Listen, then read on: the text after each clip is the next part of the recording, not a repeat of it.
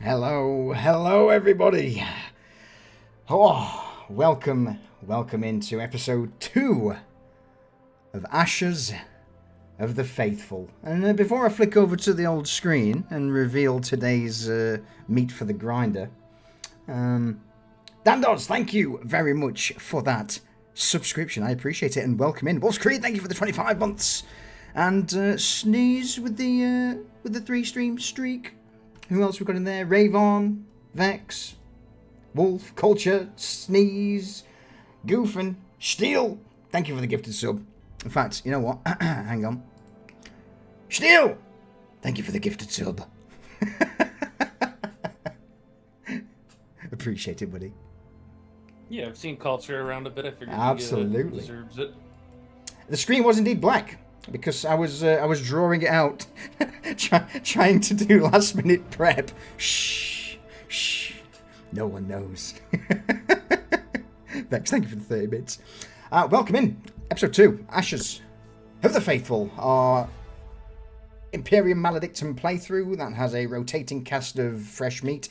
Of Inquisitorial agents. Shall we dive straight into it today? Yes. Marvellous. Yeah, sounds good to me. Mm-hmm. Cool. So, welcome back. Or should I say just at least welcome to you guys to Hive Rokarth, our new favourite place in the galaxy on planet Vol.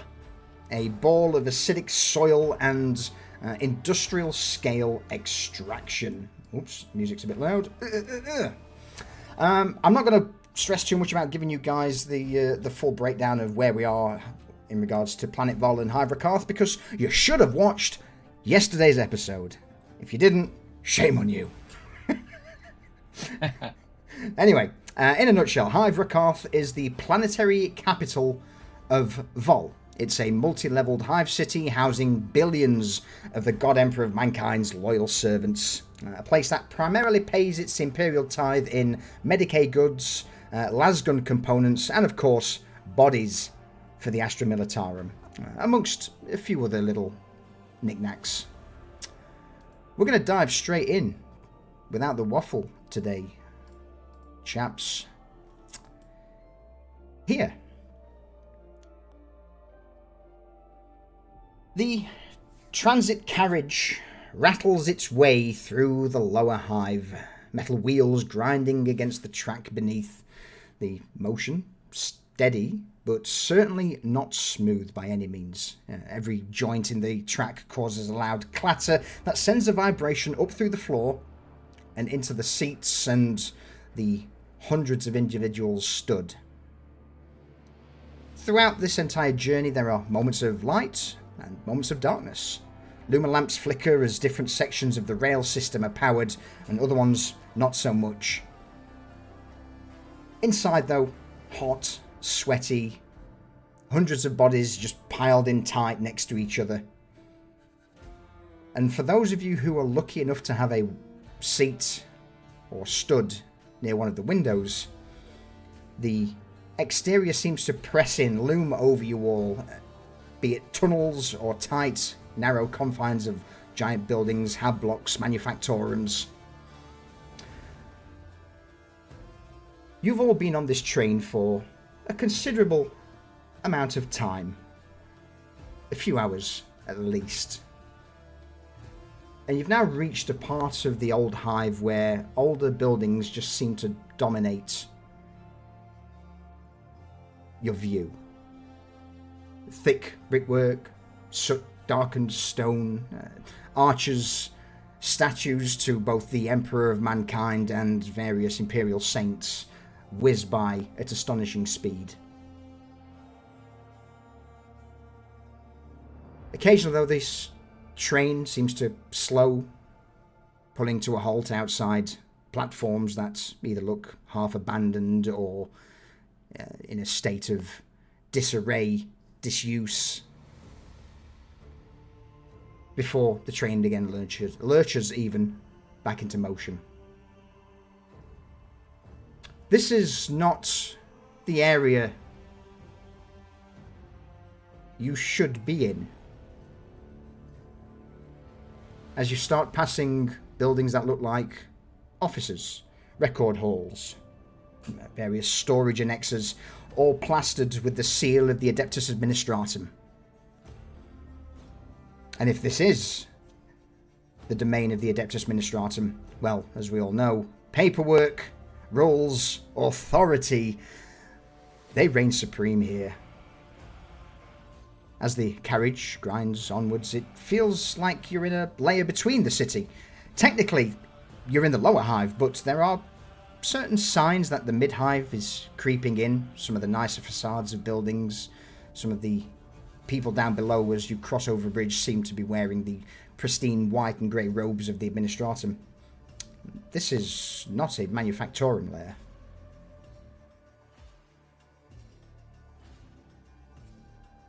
People in the carriage with you seem to keep to themselves. Most of them eyes forward, occasionally glancing out the windows. Conversations are kept low or not even had at all. And there isn't much room. People sit where they can, others stand and hold on. Everyone letting the transport do what it always does. Trundle, jank, jeer down the tracks towards their destination. In this mass of bodies, though, we're going to focus on 5 individuals. Who's going up first? What's your name? What do you look like? And what have you been doing to pass the time on this incredibly horrific train journey? I'll go first. Go for it. What's your name? What do you look like? What have you been up to? The name is Kronk. Wearing some padded heavy leathers, padded great cloak, carrying a rather large and sizable rifle on his back, with a mag-locked auto pistol that's been converted into a carbine. Kronk has been somewhat sitting, occasionally standing, mainly just surveying the crowd, making sure that people aren't getting too close or touching him personally, for if they do, they may lose their life. Do you know what? Let's have the first roll of the session on that one, shall we? Roll me a presence check, please, Kronk. Or intimidation, if you have it.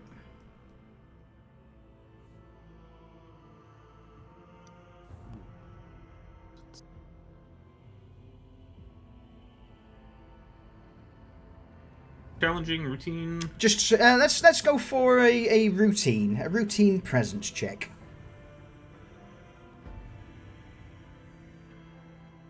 So, luckily, throughout this entire journey, the vast majority of the various adepts and civilians who have crowded around you have seen the death glare that you've been pointing their way, and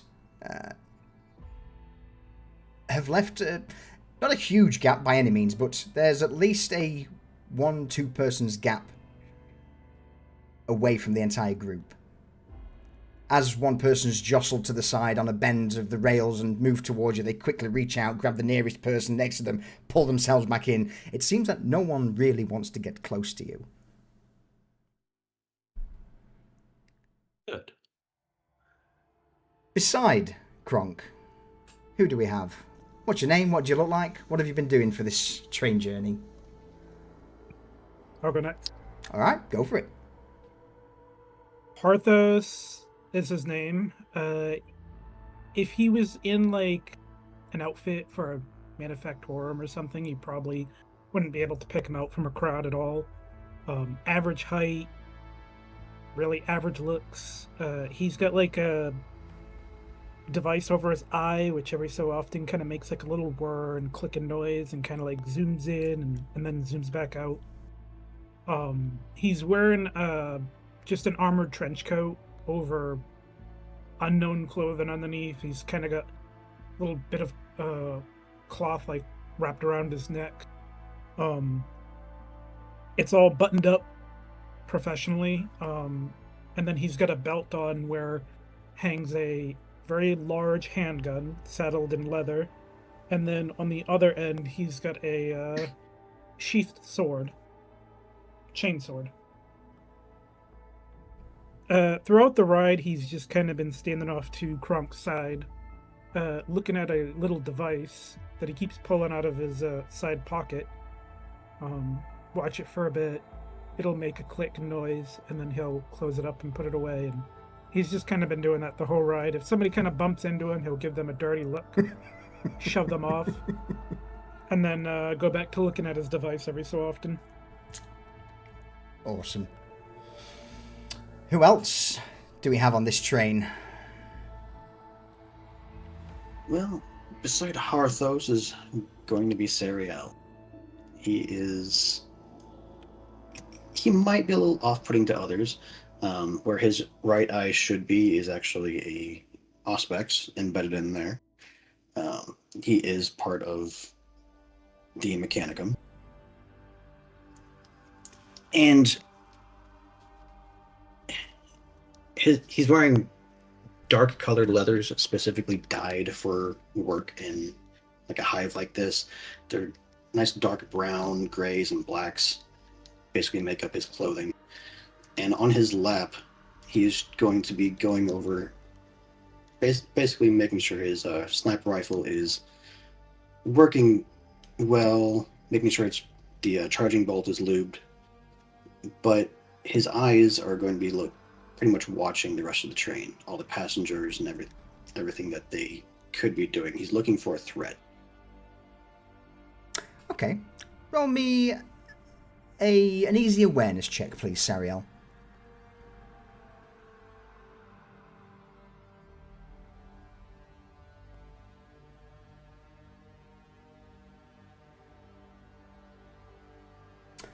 Glancing round the train, you see that the vast majority of people here, and this is not something that is immediately apparent, you've known this for a while, but the people here are all either adepts of the Administratum. There's a sea of grey robes mixed in with a few civilians. Your destination? Probably shouldn't have this many of the Administratum on. If anything, you were expecting there to be labourers, workers, oily rags, and on the current clientele around you don't show any signs of that whatsoever. But I'm sure that can't become an issue or a problem.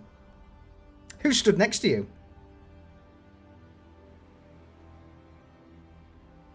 I guess I'll go next. Who are you? What's your name? What do you look like?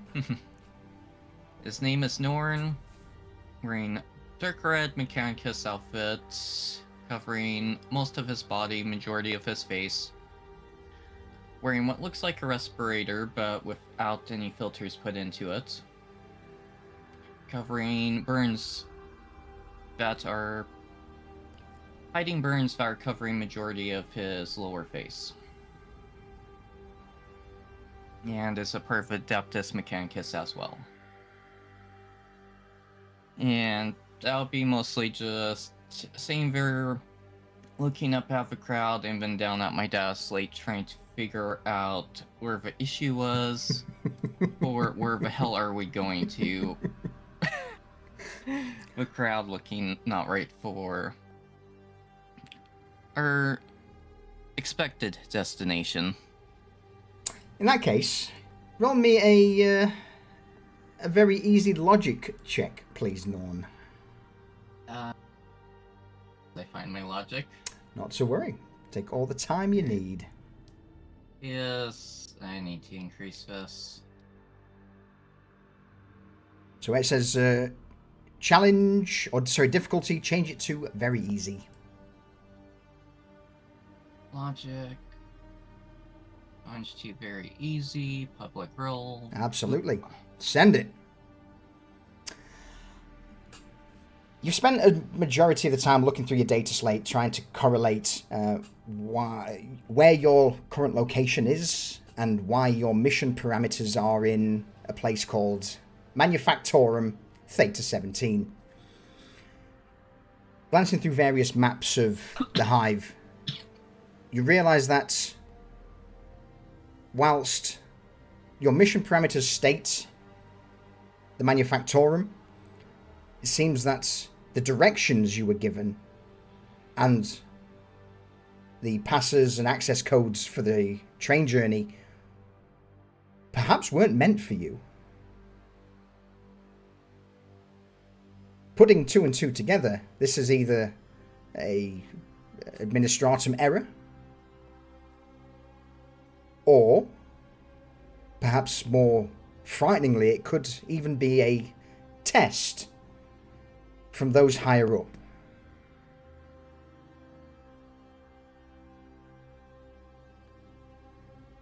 Yeah, meatbag screwed up somewhere. With these words leaving your mouth, who's the last person stood off to the side? Well, the last person on this train is called Midas. Is it his name? Maybe not, but that's what he's called. And he looks completely out of place. He has has a mohawk that is like a magenta color that's not any one particular color. It goes all over. He has a jacket with these metal caps on the shoulders for shoulder pads that have spikes on them. He has a vest underneath all that looks like it's all battered and well used. He's got a big auto pistol to the side just hanging there. Looks like it's seen a lot of use. Everything on him looks like it's seen a lot of use. He looks like he's from somewhere low in the Hive. And he's just looking around at all of these people because Who may everyone I in add? this train is a mark. Yeah. And who may I also add, everyone seems to be petrified of you, Midas, and are keeping their distance more so from you than the rest. Well, that comes to his attention when he tries to move. He's been trying to move through the train a little bit and see if he can find anybody not watching any of their fancy valuables, like these people with, administratum folks and everything. They've got money. They have things that might be good for selling. So he's just going through trying to find them. But most people button up the moment he's nearby. So he's kind of just given up on that, and he's waiting to see where they end up. But he's can't wait to find out.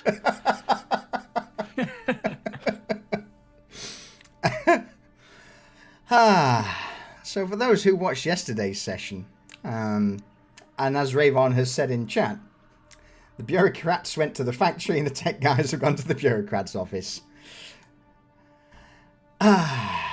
Eventually, the train starts to slow down. The sound of brakes screech through the carriages as it pulls into a sector serving an administratum office complex. There's a brief moment of static in all of your ears as your vox beads spark to life, and a voice unfamiliar to all of you. There has been a change of plan. Those with data slates, your new mission parameters are being uploaded. Harthos, Norn, Sariel, the data slates in your possession beep, signaling a message has been delivered. And my copy paste didn't work. Quick, copy. Professional DM, yo.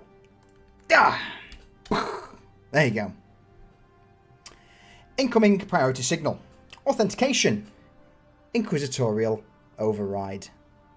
Those of you with data slates, would one of you like to read out the message you've been sent?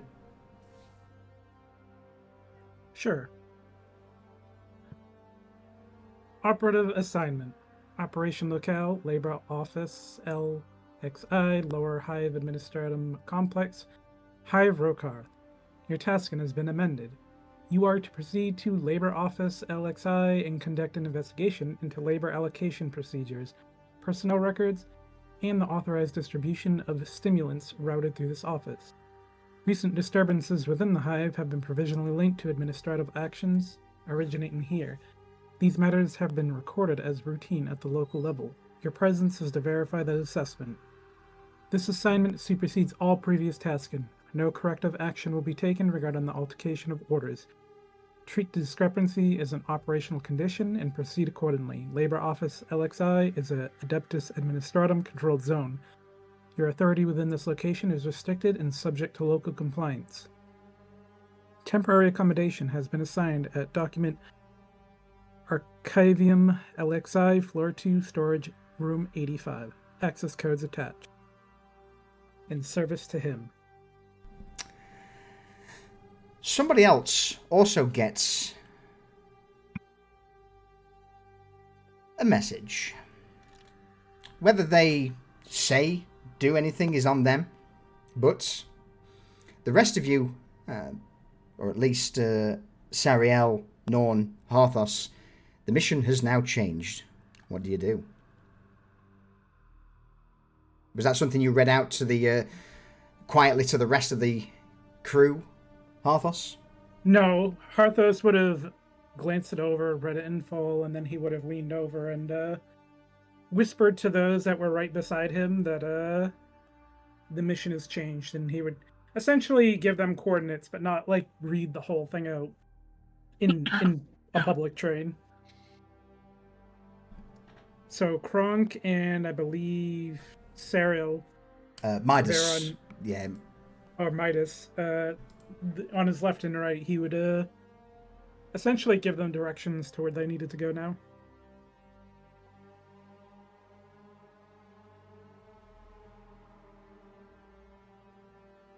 You've got a little bit of time to talk amongst yourselves. Is there anything anyone wishes to do, bring up? Or is it just a case of waiting for your stop?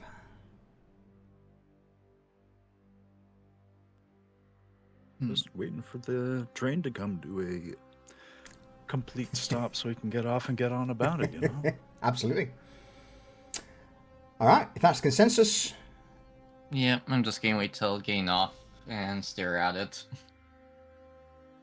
Another hour or two passes before eventually the train jerks once more as it settles fully.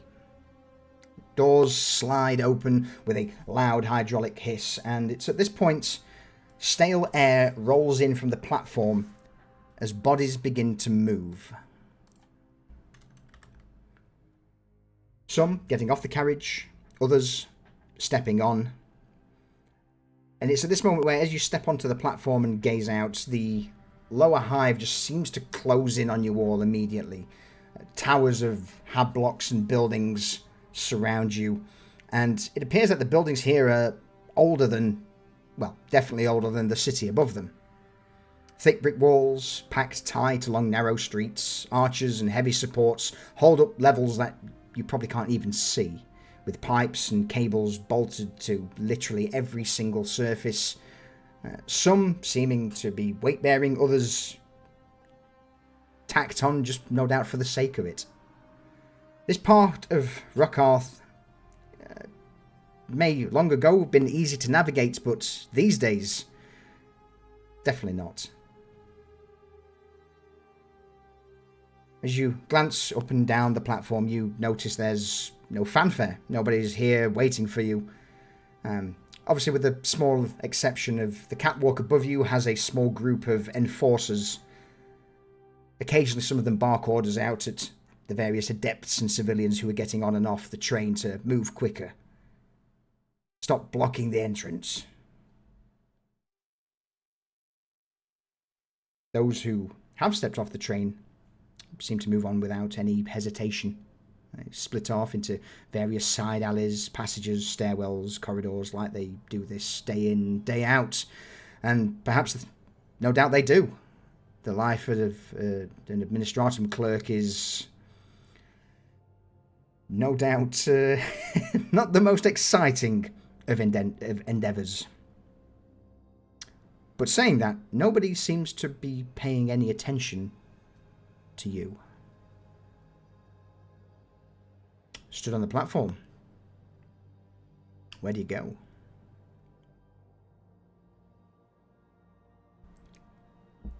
Well, given that we've got our briefing with our lodgings, our accommodations, if you will, that seems like the place to go to, so we could start looking into this. So Midas is going to look over at these other guys. I'm assuming we all know that we're on the same job. Absolutely. Oi, come along then.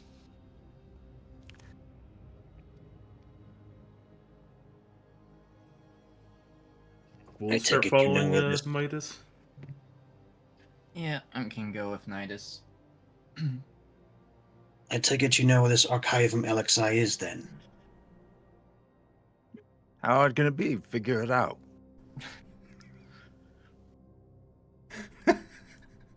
I love when... who's taking the lead on this? It'll be Midas. Midas! Midas knows Hive cities. He's not super familiar with the way the actual Archivum, but as far as the structure and the way that they would be set up, he's gonna see some signs, see what floor we're on. He can figure out where, what floor we need to be on. He has all that. He knows Hive cities, how they lay out. Usually they're rubble strewn and people are shooting up and down through these things, which is that but as far as dealing with the people up here, not so much, but the layout of these places, this is what he's literally born to. Absolutely. In that case, then, I would say that sounds like an easy navigation check, please, Midas. Navigation. Oh.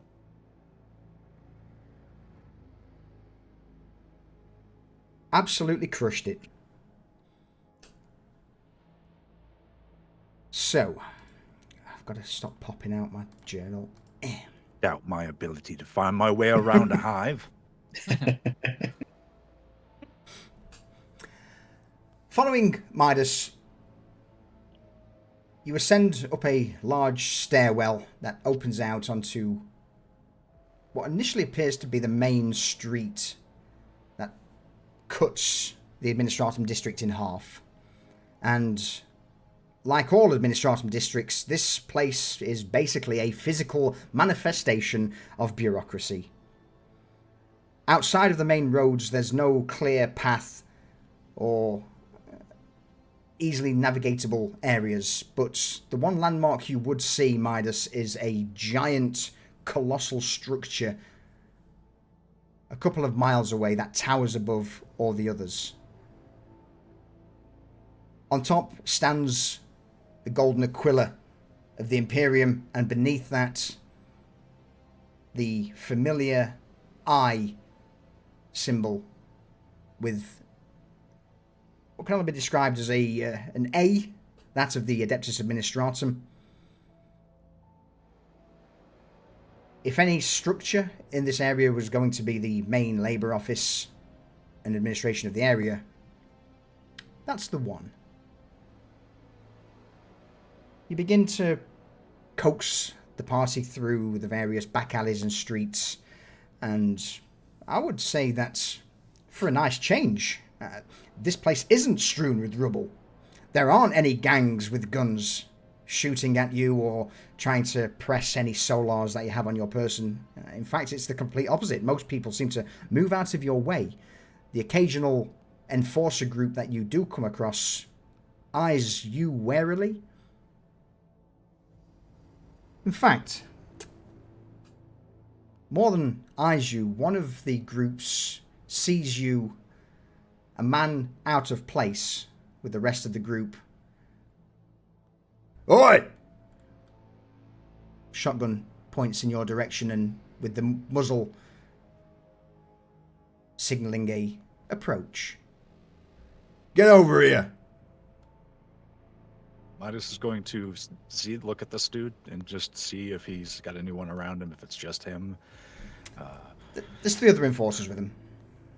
All right, so he's gonna look at the guys, and he's gonna signal for, just put his hand up, like a don't follow me, don't start a scene kind of thing. And he's going to put his hands in his pockets with just his thumb showing. He's going to start walking over, but he's going to go in a meandering, like a very twisty, like path to get to him.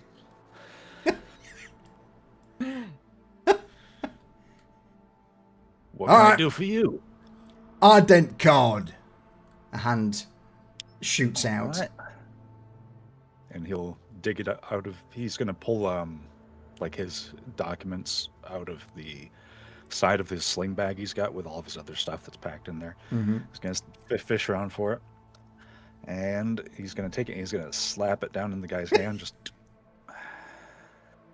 pull it away. Right there. Without even looking at the ident card, he just passes it to one of the enforcers behind him as he starts to scrutinize you, Midas. I know I look even prettier in person. Not exactly the words I was thinking. What's scum like you doing around here, eh? Looking for your next mark? You're far from the fucking auditor, bowels. mate. Civilian auditor. You hear from behind one of the other enforcers go, "Yeah, that's what it says here.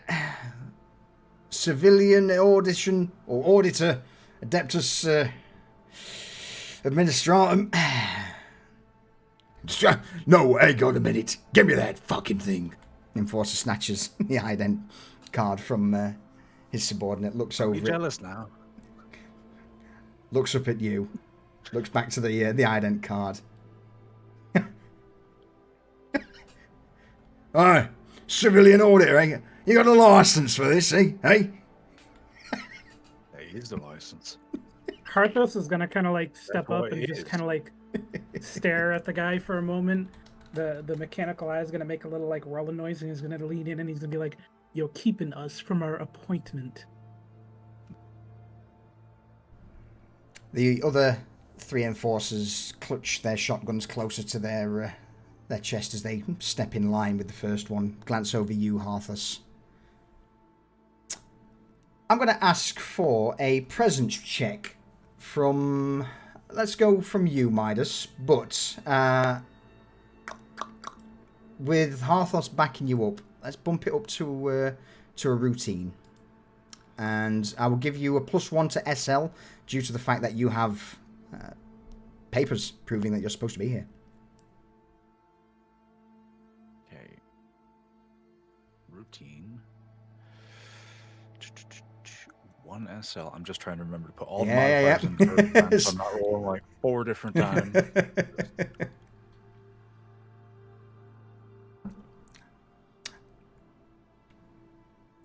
With gritted teeth beneath the helm, the enforcer just thrusts your ident badge against your chest, which causes you to stumble back a step or so. Alright. Stumble back. Yeah, just recover, put the thing away. Any reports go out about some prick wearing yellow, and I'll know who to find, and I will make sure that the Lex is thrown at you in its entirety. Do you understand me? Absolutely. Yeah, the old lexicantum tells me I know. I know the drill. All right. Enough of your waffle. Fuck off.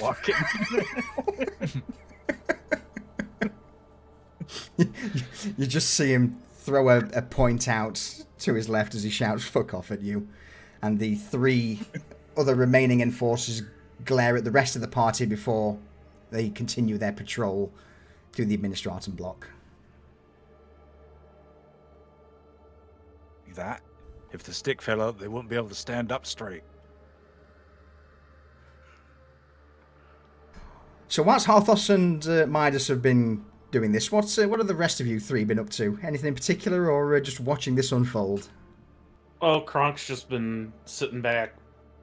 Just found a pillar nearby, a door frame or something just to lean against and watch the shit show unfold with a shit-eating grin on his face. No one? Serial. Oh, go on, Serial. Yeah. He doesn't like public confrontation, so he's going to kind of slip out his last pistol and kind of walk with the crowd, trying to get a different angle on these guys. Norm, what do you do? I'm going to keep walking with my hand on my auto pistol, acting like I'm not even paying attention to him. Or a different angle as well, just in case it was needed. Luckily, in this instance, not necessary. You watch as the 4-man patrol heads towards the main street. The crowd seems to part for the enforcers before they disappear in the swath of bodies. Midas, you're good to continue your foray through the narrow streets towards the document archivum. And he will. And if he sees any more Arbites glaring, just he's gonna smile and wave, as someone once said.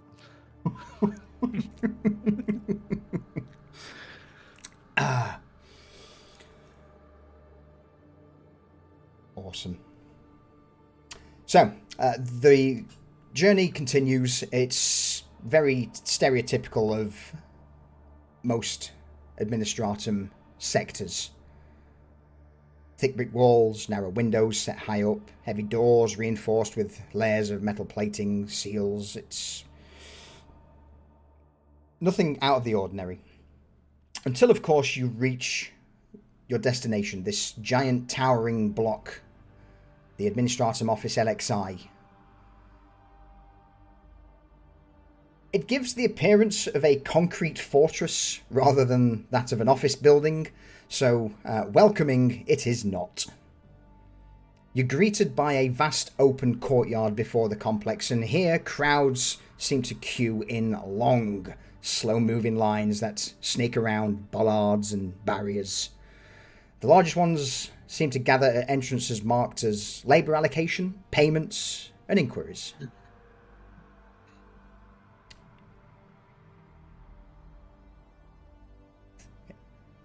What do you do? Seeing the queue of hundreds of individuals.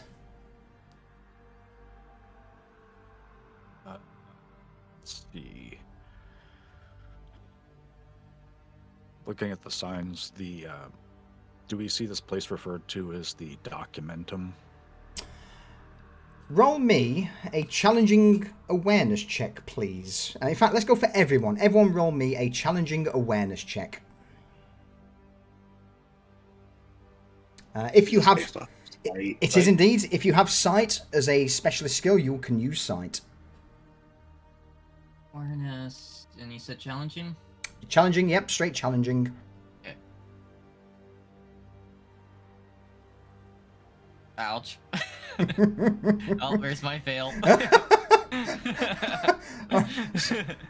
So what we got? We've got Kronk with a failure, Sariel with a failure, Midas nailing it, +1, Norn -5, you see nothing. Nothing! And Arthas also sees nothing. My attention's too much on the data slate. Okay, Midas, it's going to take you an hour to find a sign that states Archivum access. But let's fill in this hour. What do you all do? Trudging around this courtyard, and it's smaller booths and entrances that are dotted around the front of this enormous complex.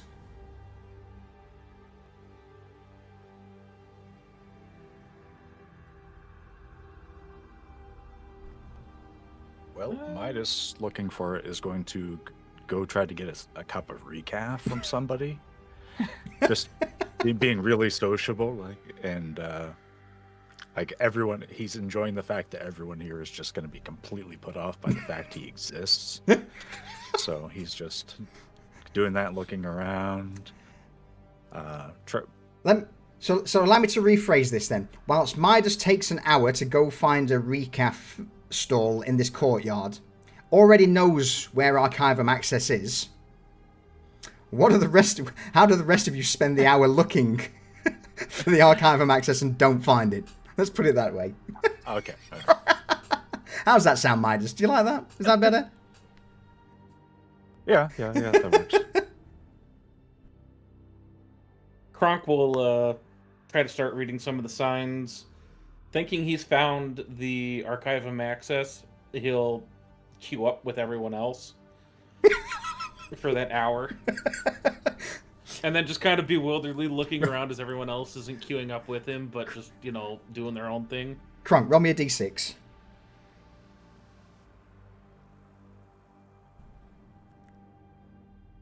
In the space of an hour, you move 4 spaces forward in the queue.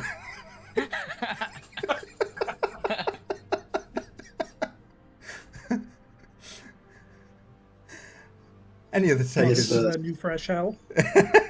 Yeah, absolutely. Go on, Sariel. You called it next. Sariel's gonna.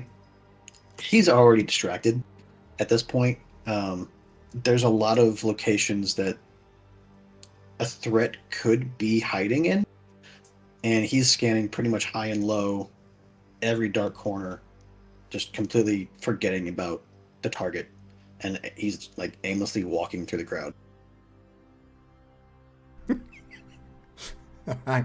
Roll me a navigation check, please, Sariel. Just challenging. Oh no. Let's see if you get lost in the crowd.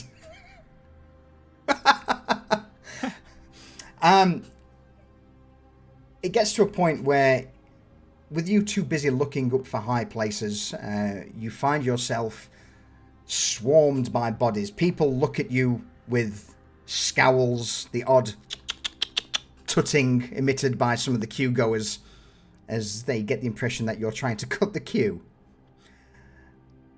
It then takes you another 20 or so minutes to push through back to where you find Midas stood at a small refreshments vendor at the side of the courtyard.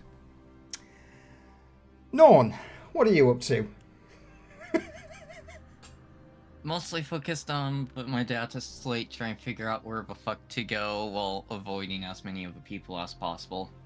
Because of Norn being antisocial. Oh, no. Too many flashbacks. You had to say that. In that case, I'm going to ask for a fortitude check, please. Actually, no, let's go for discipline. Okay. Let's go for a challenging discipline check from you as, with you head down looking at the data slate, you haven't realised that a new booth has been opened, half of the queue has split, and you two are now surrounded. How do you cope, good sir? How do you cope? Swearing under my breath a lot. Being completely fucking lost. And overwhelmed by all the meat bags. I'm sorry, are you queued here? Is this a line for the labor? Yes. Are you a laborer, good sir? No, I'm not. Oh, that's unfortunate. So why are you in this queue, Go on, bugger off, back to the line. Over, Damn out. rock you. Damn flashbags. You're forced out of the queue, and much to a small clapping from the people behind as they move one space forward. Last but not least, Kronk, what are you up to? Still in that line. Still waiting to see where Midas and everyone else is. He thinks he's on the right line. Fuck it. RB family needs help for a moment. No worries. In that case, sure, Kronk, let's just have one last challenging awareness check from you. To see whether or not you notice. Stood off to the side. Sight. The rest of... Yeah, or sight, yeah. You don't have a clue. Don't have a clue. At this point, Midas, Norn, Seriel, Arthas, what are you up to? He's gonna look and see if there's anywhere he can look in his data slate, maybe get directions. Ooh, I would say that would be a hard awareness or sight check for that one.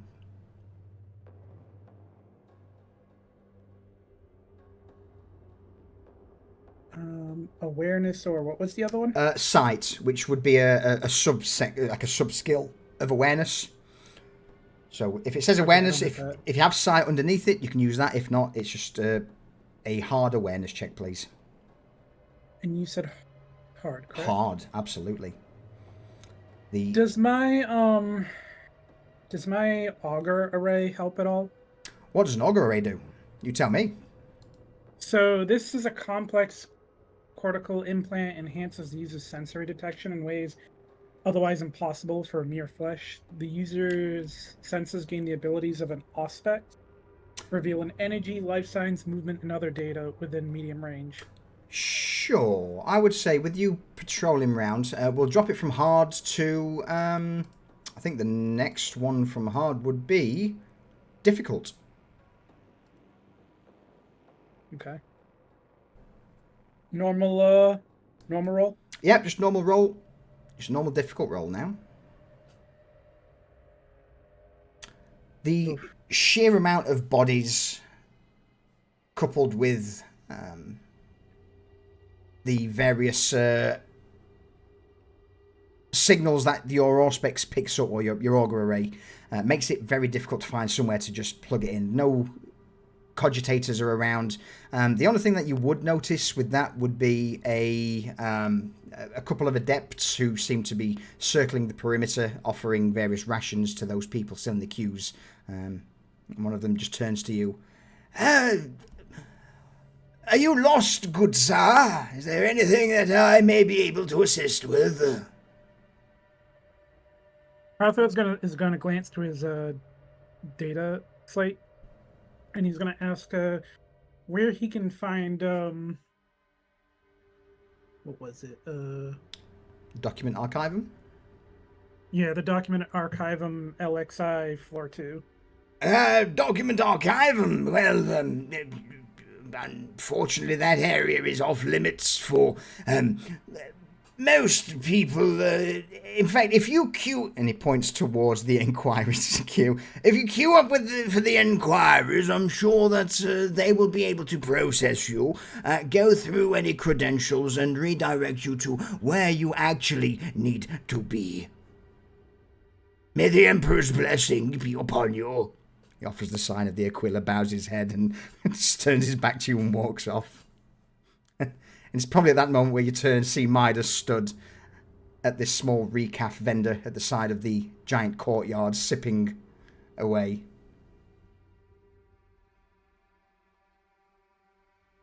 He's gonna head over to where Midas is. So everyone bar from Kronk is now with Midas. Midas, someone approaches you. An individual with a personality or the way he carries himself seems to be very familiar. Someone not of this level. All right. It seems you folks are having a little bit of trouble getting in the queue.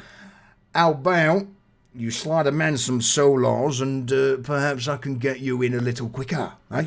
He slidles up alongside you, Midas. Greasy beard beneath a dark grey cloak.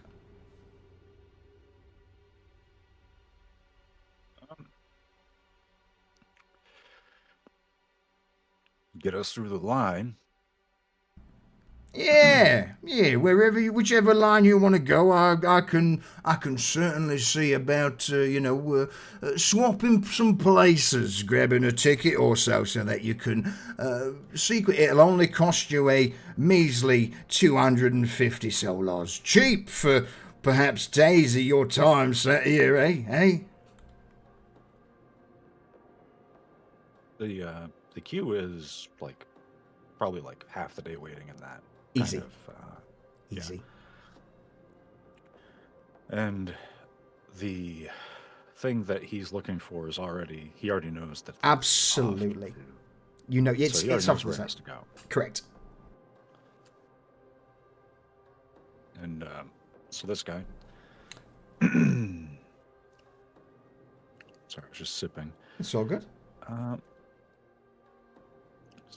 I mean, if you want, you can roll me an easy intuition if you wish to do it. This guy chose the absolute wrong person to try to swindle. And so he's going to be like,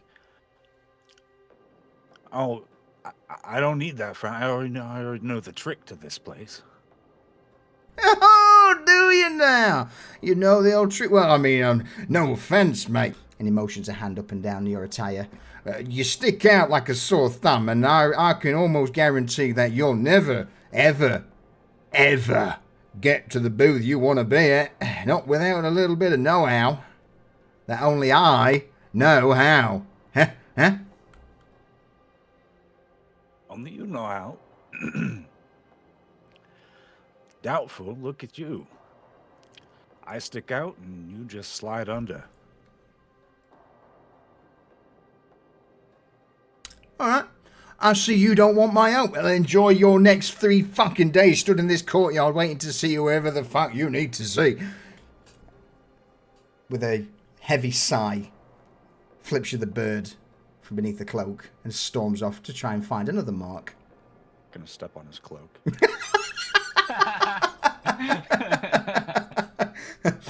He storms away, he takes 2 steps before the cloak catches, pulls him back around by the neck, and you just watch as he falls to the floor, coughing, spluttering. You absolute bastard!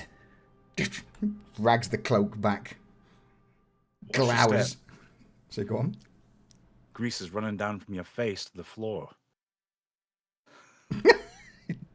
Grits his teeth, curses under his breath, and just storms away, blending back into the crowd.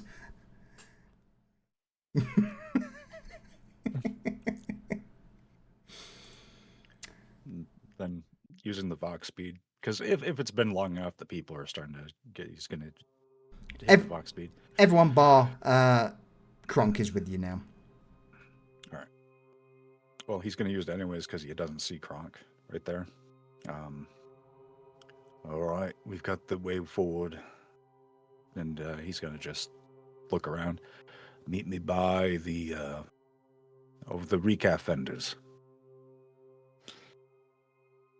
What? I'm in queue. I've got the right line over here. Don't need a bloody line. What, you want to get yourself a job working down in the mines? As Kronk just gets out of line.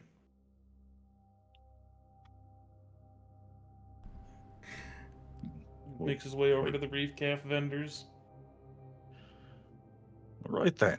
And he's gonna take his cup and he's gonna start walking towards the the thing that's not any of the lines. It's he's just gonna approach the door, marking. Absolutely, yeah. He's guessing that they need to go. Yeah, there. You loop around the side. It's roughly a 20-30 minute walk as you scope around the outer perimeter of this giant administratum complex, and eventually you would see a small brass sign that says Archivum Access. Holding your either ident card or punching in the access codes that were given to you by your inquisitorial handlers, the doors open, revealing a long, dim corridor that seems to be lit with a couple of lumen strips. The air here smells old, dusty, and that library paper smell to it. Of course, coupled with the forever recycled air that people in the Hive are subjected to.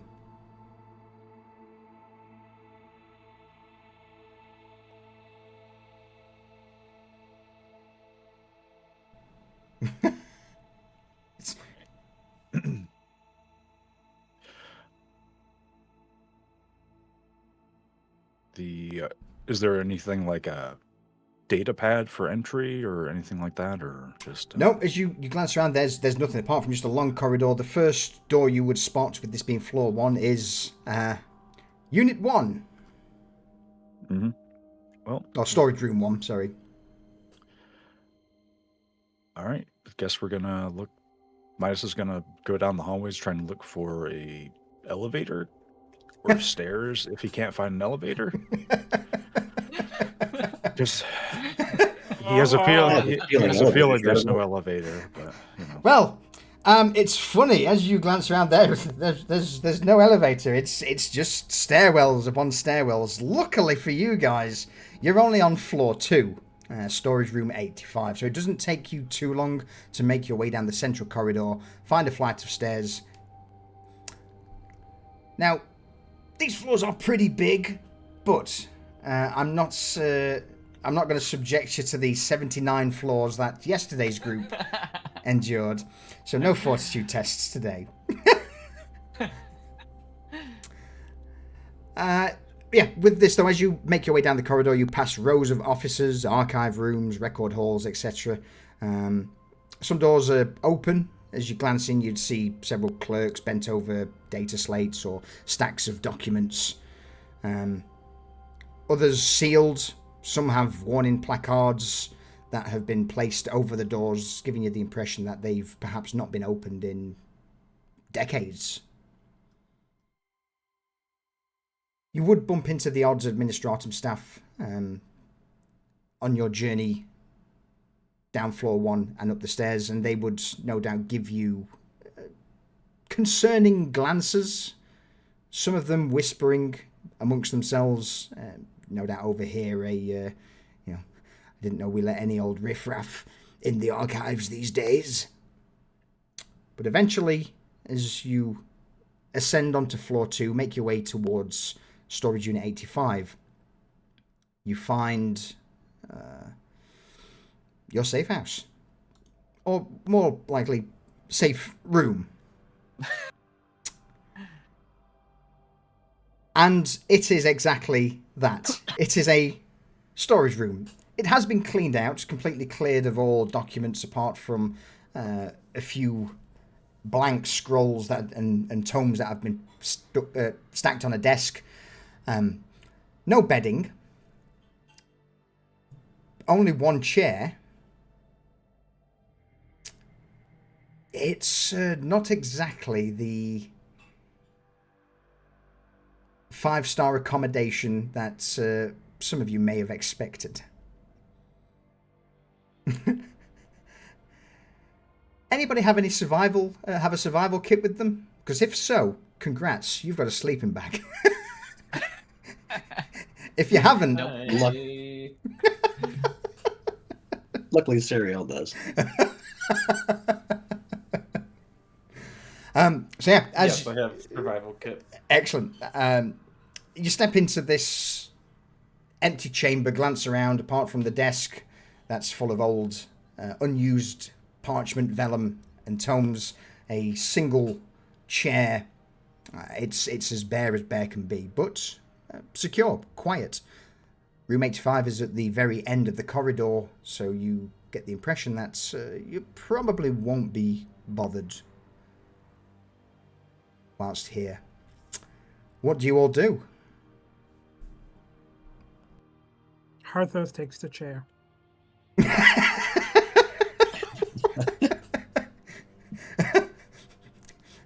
Arthur He strides doesn't in. scramble for it, Yep. but he definitely strides in and sits, pulls the chair out and just plunks down in it. Oi, I was looking at that chair. Get out of it. Harthos is gonna look Kronk up and down and tell him to go bunk with his sack in the corner.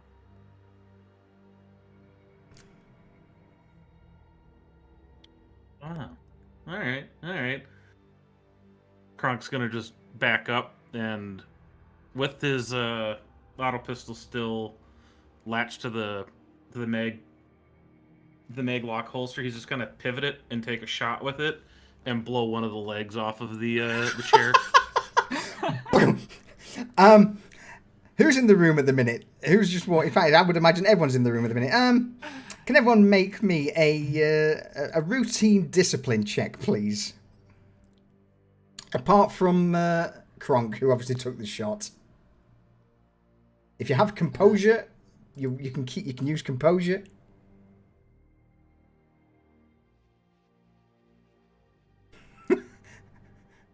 Sariel, you managed to keep cool. Discipline. Harthos, who's sat on the chair, doesn't see it coming. Midas wasn't aware that it was coming. Norn, you're good. All right, first up, let's go with Midas. Does this surprise you, Midas? What happens? Well, he's looking. We're in this confined area. We're settling in, and the shot goes off. I'm assuming that doesn't have a silencer on it or anything like that. No. Well, that means that so the thing is, he's bleeding out. Actually, it does have a silencer. Yes, it does have a silencer. Okay, so all right, so that's good. I can refund someone's redeem. So a suppressed weapon still makes noise. You're trying to get the Arbites' attention. They're looking for a reason already. So his heart rate's up a bit. First thing, his hand went to his gun. Like looking, because he's usually when people start shooting, it's a matter of returning fire, and just seeing that it's just them having a pissing contest over a fucking chair and potentially blowing their cover. It's like, Harthos, for you who's sat on the chair, the leg is immediately blown away. What happens? So Harthos thinks he's going to be slick and just keep the chair steady with one foot, but there's like a really loud, like woody groan noise, and then the other legs just basically give up. Buckle underneath it's an old it. Chair. Yeah. And then Harthos is just sitting there on essentially a pile of wood, and he slowly turns his head over to Kronk. And he unclasps the leather strap over his hand cannon, takes a deep breath, and he just goes, "It's not worth it. It's not worth it." It's not worth it. And he slowly puts the lock back over it. Love it. With this... Midas is Go on, going Midas. to go back out into the hallway, and he's going to just try to see if anybody could have heard that, or if it seems like it was just... thought there's nobody else around to hear it, maybe. Roll me an easy awareness check, please. Okay. This is sound or sight.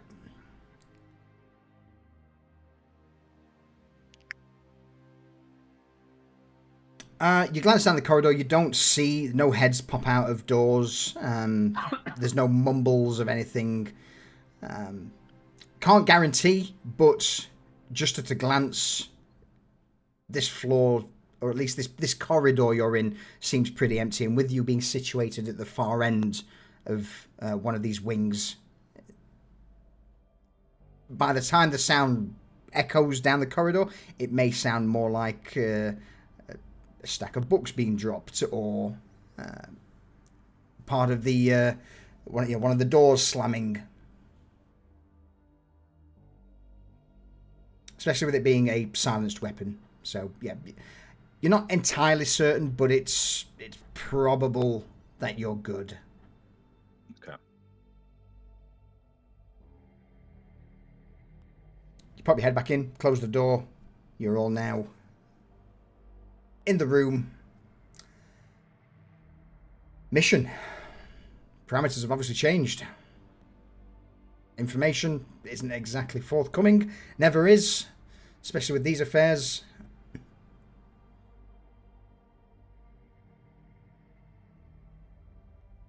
Any discussions to be had about the path forward? So Kronk, We'll go Kronk first since he spoke up. Kronk, and then we'll go for Arthos. So as Kronk points his hand over to Harthos, as this situation has now been resolved, what are we doing here? This isn't where we were supposed to be.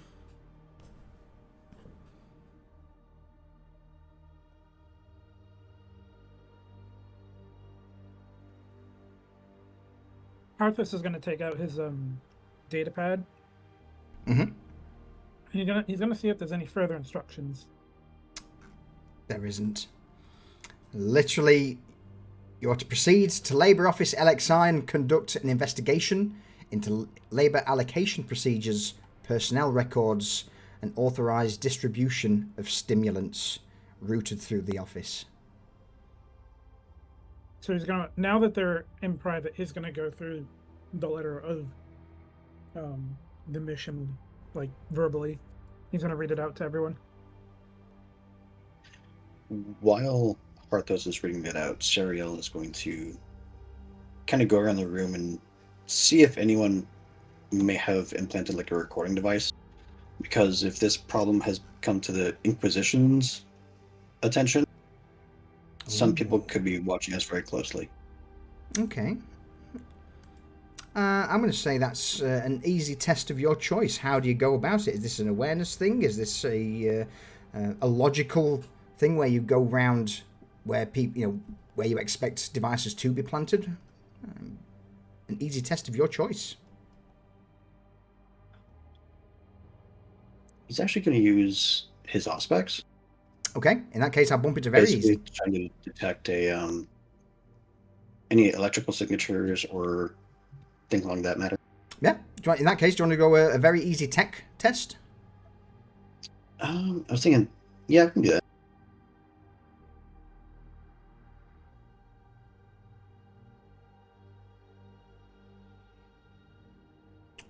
I mean, you couldn't fail, really. Yeah. What is your tech skill, my dude? Holy shit. 50. Okay. So whilst this conversation is going on, Sariel, you've got your Auspex out. You're pointing it into various nooks and crannies of the room, listening for the odd beep. What are the rest of you doing? I'll give you your results once everyone else is gone, if there's anything else to bring up. Or are people waiting for the results? So go on, Norn. Is there a cogitator in this room? There would be an old, dusty cogitator in the corner of the room. Obviously, Is it a working one? Oh, Which have been a better question for me. So what I will do then, Sariel, you glance around. There is, checking every single corner, not a single planted bug that you can find at all. This is a designated safe room for inquisitorial adepts, and without the access codes getting in, there would have been signs of breaking in. So you finish the scan with the knowledge that, yeah, this place is safe. As for you, Norn, you shuffle over to the corner of the room, look over the cogitator, layer of dust sprinkled over all of the controls and screen. I would say, if he's going to try and boot it up, it would also be a tech check.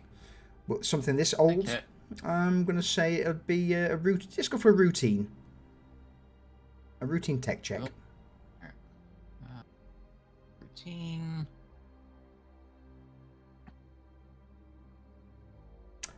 You do manage to activate it. What does this look like? How do you start up? How do you commune with the machine spirit of this cogitator? What do you do? I'll be chanting the boot up sequence while typing in the correct keys to start it up. Is this in binaric or in typical Gothic? It'd be in binaric. So the rest of you, I mean, luckily Sariel and Harthos know binaric because they are also agents of the Adeptus Mechanicus. But for you, Kronk, Midas, well, what does it sound like, Norn, to them? I'm probably on the old fax machines receiving or transmitting data. Little dial-up tone. Yeah, dial-up modem, absolutely. Harthos is gonna harmonize a little bit with it. Technolingus is indeed the Adeptus Mechanicus language. Yes. But Binarix is the meme. If you're going to lean into it, you go down that route. Start screeching. So, with the cogitator slowly beginning to awaken, the screen flickers a few times. It seems to be a little problematic as it's not been used for so long, but eventually a green light flicks on the console indicating it's alive and ready for use. Whilst you're doing that, Norn, anybody else doing anything in particular who I've not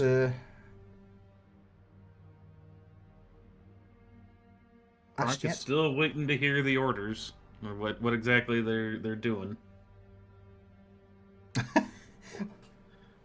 Didn't Harthos just... He did. Arthos... off? Okay. Okay. Yeah, Yeah, Arthos so- was sat there reading it. Midas? Yeah, no, just... Midas is watching this person get the terminal going, and he's just looking at everything over.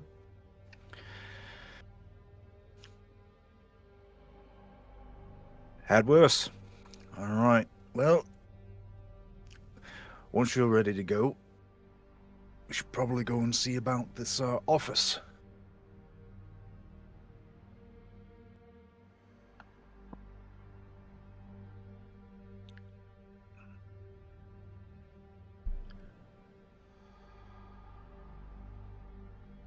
Any responses from people as the mention of...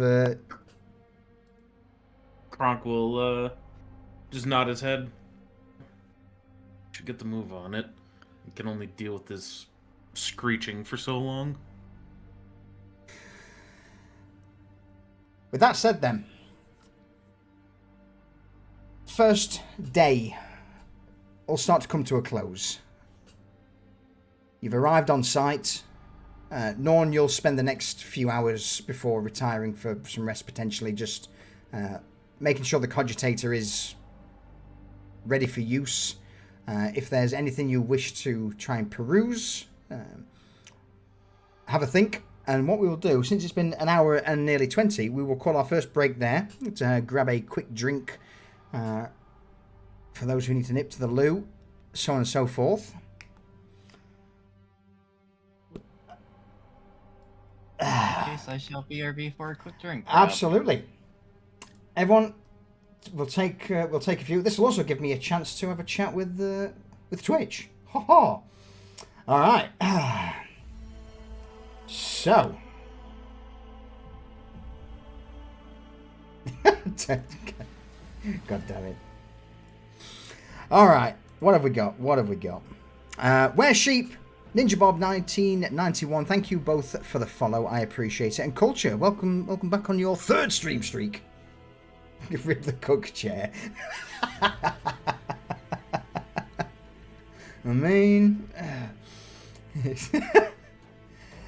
who else have we got? So Small Town Cinemas, Jacko, Link for Real. Welcome back in, folks. Good to see you all.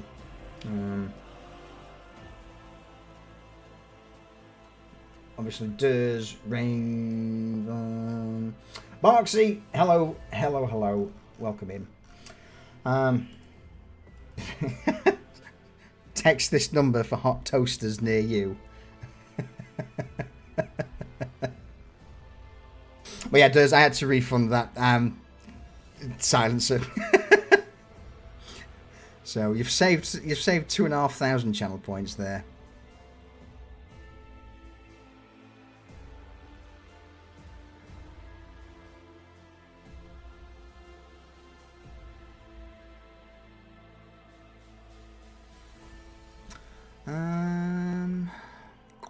I has returned. Welcome back.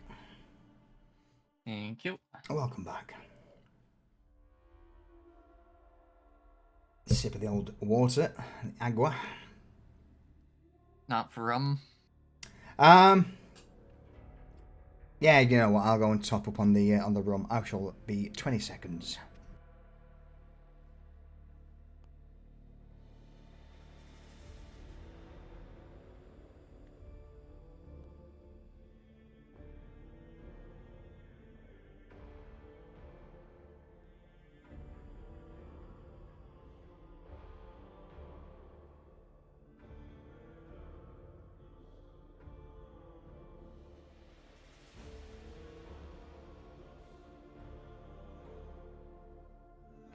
All right. At least it wasn't the 40k homeowners association coming by. I mean, that's not a bad idea for later down the line, Rayvon. I may have to throw you. Homeownership in 40k though is a Yeah. scary thing. Like, That sounds like heresy in 40k. Everything belongs to the Emperor. Homeowners administratum. Homeowners arbitres.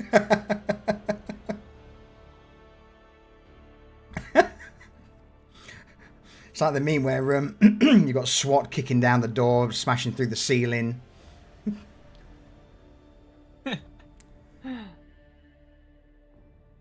You got a license for that. Thinking of it, I'm going to lose my streak on your channel. Oh, yeah. Oh, well. Gutted. Yeah. I know I can't have 2 internet tabs up while running Foundry. Yes, Foundry is a hungry, a thirsty bitch, one could say. Yeah. Like, it's not too bad, but I sometimes have to fight with Discord audio. Mm-hmm. So it's just, I don't feel like dealing with that today. Culture, you're not wrong. Just have like a vigilite or an enforcer just kick your door down. Oi, you got a license for your license block fodder. All right. Ah, dear me. Shh. Are we all back? Are we all good? Aye. Excellent. In that case, then. Whoop. Yep. We'll flick things back over. Norn. Before retiring for the evening on the cold, hard floor, do you have a survival pack? No, I do not. Oh, that's unfortunate. Who else doesn't have a survival pack?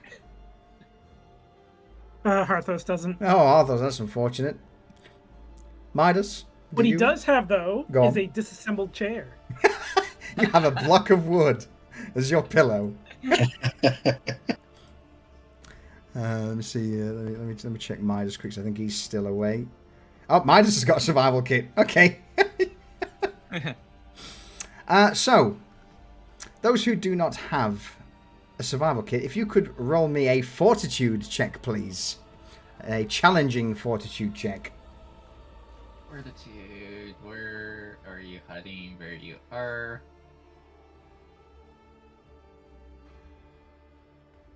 A block of wood does not constitute a comfortable pillow, unfortunately.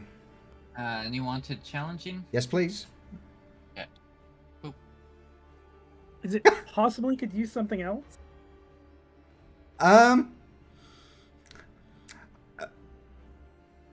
What are you thinking? Could he take off his coat and roll it up? Yeah, sure. You know what? I'll let you re-roll that instead of it being a challenging. We'll go to routine because it's still cold. Yeah. In my case, I'm just going to be sitting down on the floor with my back up against one of the walls. It's not a great night's sleep, Norn, but Yep. you've had worse. As for you, Harthos, just be it the silence of the room, the hard flooring, the chill in the air, you just can't seem to get a proper night's sleep.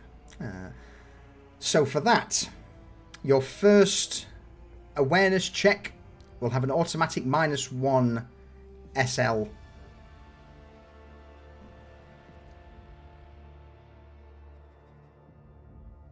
If it comes up. He's gonna curse Kronk. He's gonna be sitting there, kind of like shaking a little bit, staring at the ceiling. One hand kind of touching his hand cannon, talking himself out of it. It'd be so easy. It'd be so easy. See, Go on, Kronk Kronk. is in the room.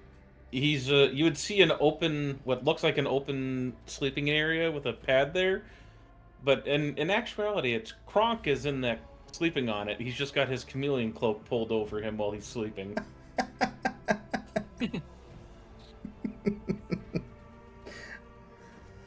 With that though, day 2, or the first day of the actual investigation, arises. Norn, is there anything in particular you were wanting to do with the cogitator? I was just going to skim through it just to see what access we had to. Uh, with it. what was your tech check earlier?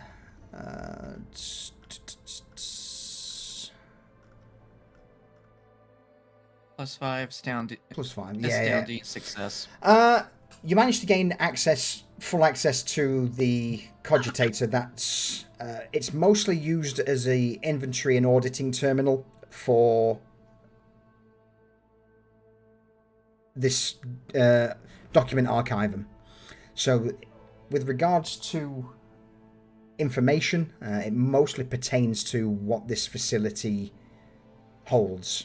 Not a full... You managed to pass through, you please the machine spirit, coax out more information than what you would normally get, perhaps from waking this thing from its slumber after such a long time. And in gratitude, yeah.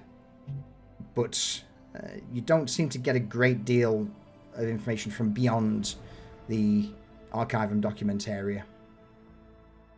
Okay.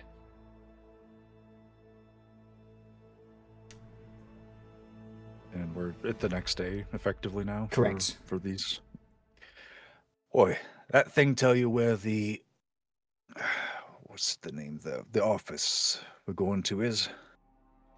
Labor Office 61. Or LXI, if in case that helps for some of you looking over at Harvard's. Yes, it would.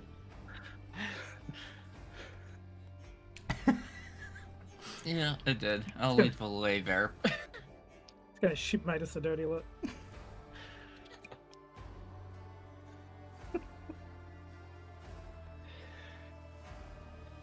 Yeah, for you, Norn, you would have a layout that not so much a full layout of the administratum office interior, but you would at least know how to get there from where you are now. And it's roughly a 2-hour walk through various winding corridors, stairwells, and courtyards. 2-hour walk. Let's go. Now, just make sure that 61 is there nearby too.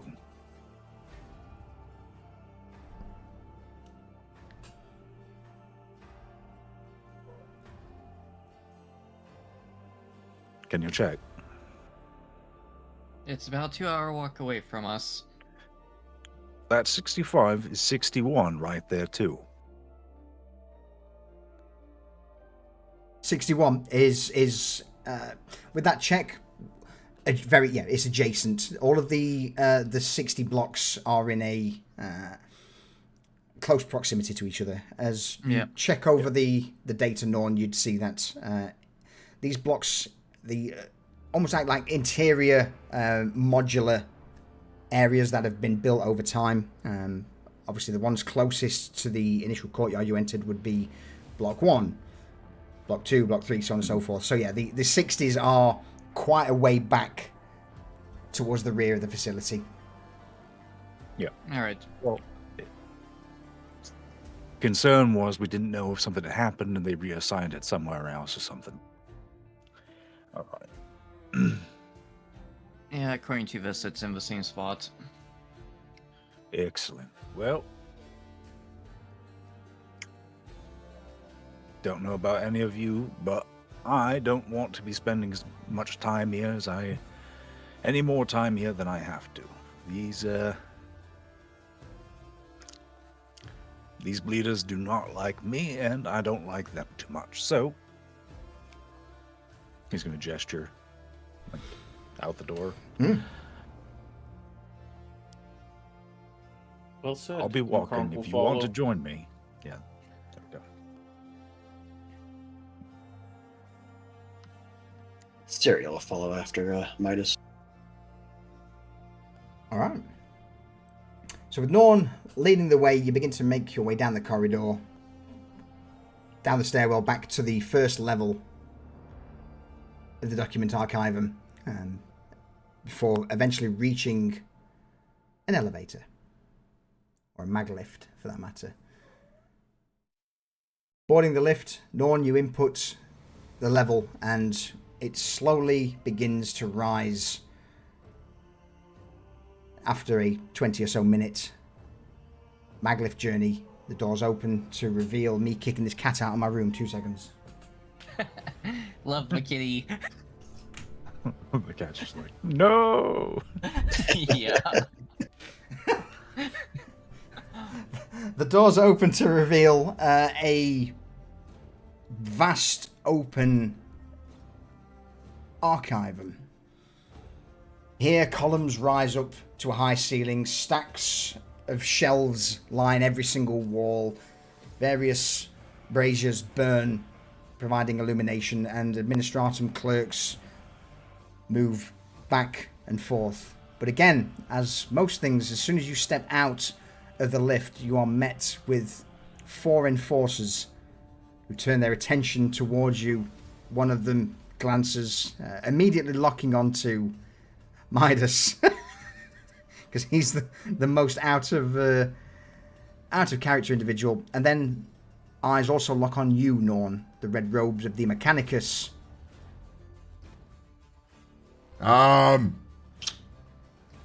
Think you lot might be in the wrong sector. So just quick, at a glance, these are not the same 4 Correct. enforcers as yesterday. Correct. Okay. Do Arbites have like a number on them, like a badge number, anything identifiable? Yes. Yeah. All right. So he didn't think of it at the time, but can we recall the badge number of one of the enforcers from Sure. yesterday? Can we try to? I'm gonna let's what would you say that is? Probably intellect Yeah. of some kind. Yeah. So what? Logic or law? I mean, I'm equally bad at either, so it's Take your pick. let's try lore. All right. Let's we'll go for a routine law check from you. We've got some numbers in chat for you to use. You can remember the last 6 digits. Last 5 digits, 69,420. There you go, culture. All right. So Midas is going to give it a moment to see if anybody else responds. The guy is going to look over it. Everyone. I'll ask you again. What are you lot doing here? This don't seem to be the sector that you lot should be in. Right. Well, actually, we're here with civilian auditors, and he's going to pull out his ident card, show it, and hold it up. Again, skeptically takes it, looks over it, hands it to another enforcer who makes his way towards a cogitator at the side of the elevator, who begins to tap on the controls. Civilian auditors, eh? Alright. Pretty well armed for fucking civilian auditors. And he'll look towards you first, Sariel. Any particular reason you're bringing in long guns into an administratum facility? You can say there was a mix-up with the transportation detail. Right. And your friend there? He nods towards you, Kronk. What he said. We ended up in the wrong place, but we're here to do our job. Civilian orders from the... He looks over his shoulder at the enforcer by the cogitator, who just calls out, Mechanicus, it would seem, sir. Not sure what the old Mechanicus folk would want to do here for an audit, but checks out. They've got clearance. Right, is that so? Just so. There's the Mechanicus folk, and he's going to point to the the three other than Kronk. And I'm their liaison. Liaison, eh? Looks like you were dragged up from the fucking bowels, mate. But, well... Job's a job. Enforcer grunts as the other hands the ident and documents back. With a hand outstretched, he offers it back towards you, Midas. All right. Take it, yeah. Carry on. But, I don't want to be hearing of you terrorising some of the adepts here. Rifling through paperwork that is out of the purview of your civilian review. Got it?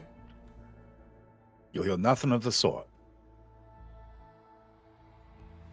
You hear another enforcer behind him just say, don't like this at all, this ain't right. Well, don't matter if it's right. Orders are orders, papers are papers. It's cleared. Let him through. And with a nod of his head, the other enforcers step aside, allowing you access into the Labour office. Right. Okay, so this is like the entirety of like where all the labor offices are adjoining this Correct. area? Yeah. So think of it as you're now in like a central chamber that then branches off to the various different labor offices. But yeah, you're in a almost like a common area that all of the other labor offices are connected to.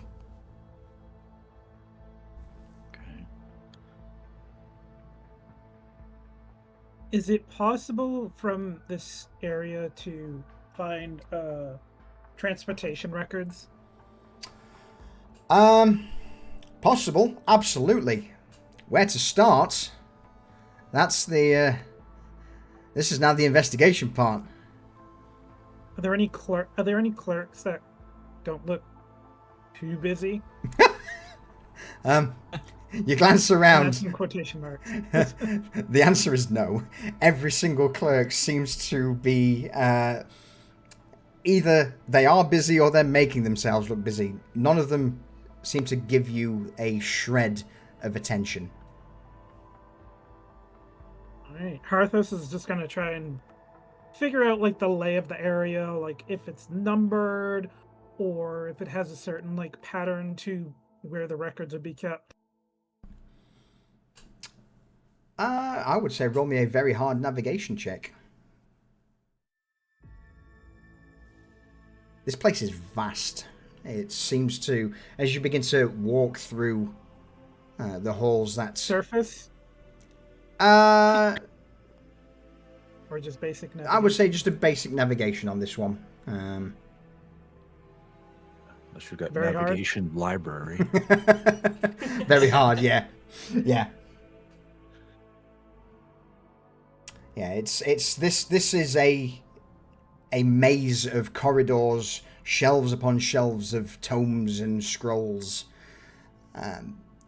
Finding anything is nigh on impossible. You guys are certainly not in your element by any means. So yeah, I would say Harthus just spend easily an hour looking through, popping down corridors, checking signs, and unless you are a native of the Administratum, this place is a fucking maze. What would make logical sense doesn't, at least to you.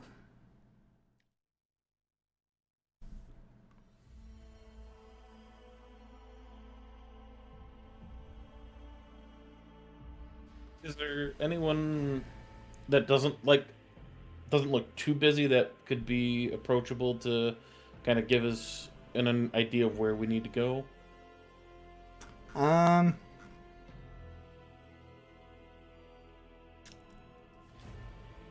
Roll me an awareness. I would say, yeah, just challenge an awareness check.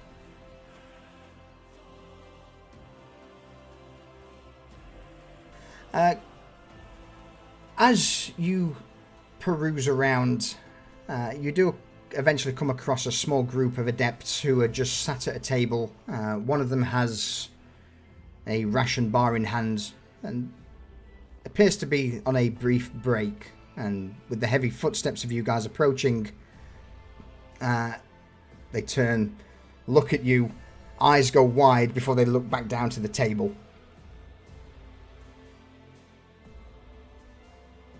Well, you don't seem to be too busy. Would you be able to give us directions?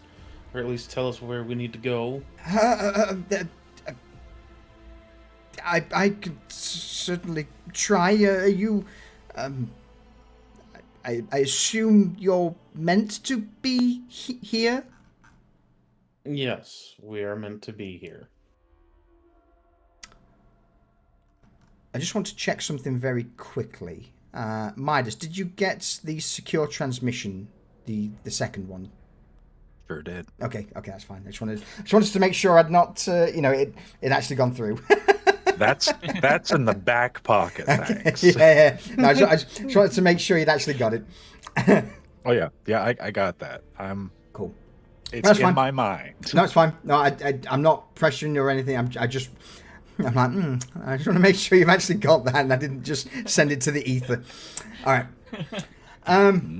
So yeah, as you approach, this clerk turns his head to look at you, Kronk.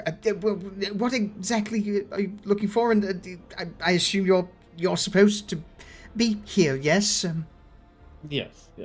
Midas, where on the tablet where do we need to go? Labor Office 61. 61. Yes, I can escort you all, I guess? Or, in fact, it'd be so much easier if I just told you. So, if you go down this corridor here, take your second left, third right, followed by the So fifth... generous. And he's going to grab him like, lead the way. He grasps for his ration bar before being hoisted from the chair, pushed forward. He dips his hands into his sleeve and begins to lead you on what can only be described as... Every corridor looks the same. Every turn seems to take you into another long corridor of shelves, tomes, books, and absolutely, as Hearth, as you found out earlier, as you were just glancing around, this place is a maze. Everything looks almost identical. But from the adepts, as he's walking, he's muttering to himself in its directions. Third left, second right, take a fourth on the... And after about 45 minutes of what feels like going in circles, you eventually reach a large archway. Above it, LXI, stamped in brass, 61. I believe this is the destination that you were looking for. Will that be will that be all? I believe so. Well, and I do believe we also need to get into 64. Is that nearby as well? 64 is so go out of here, take a second left. Perfect. I'm not taking your directions. You'll be staying with us. His face pales underneath the grey robe as he just slowly nods. I understand, sir. Yes, I am staying.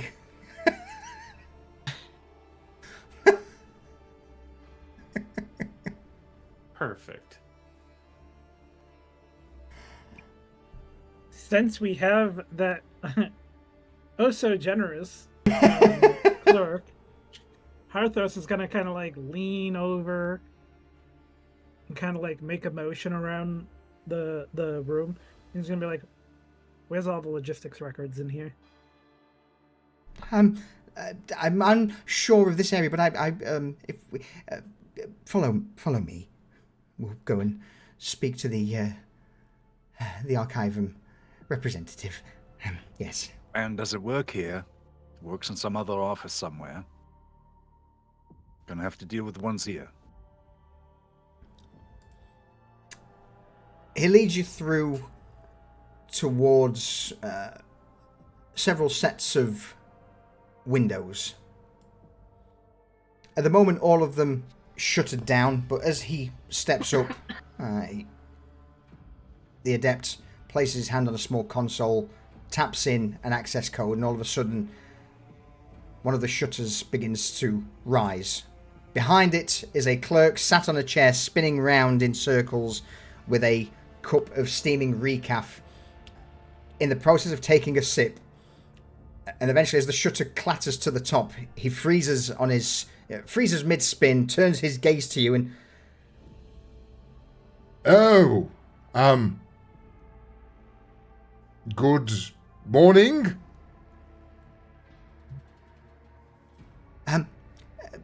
Request. And with that, the adept bows his head, steps back, and motions a hand towards you, Kronk. We are after the logistical records. Ah, are you now? Oh, that's good for you. And then you see him just reach over, press a button, and the shutter starts to slowly close. I wouldn't be doing that. Clank! Shutter closes.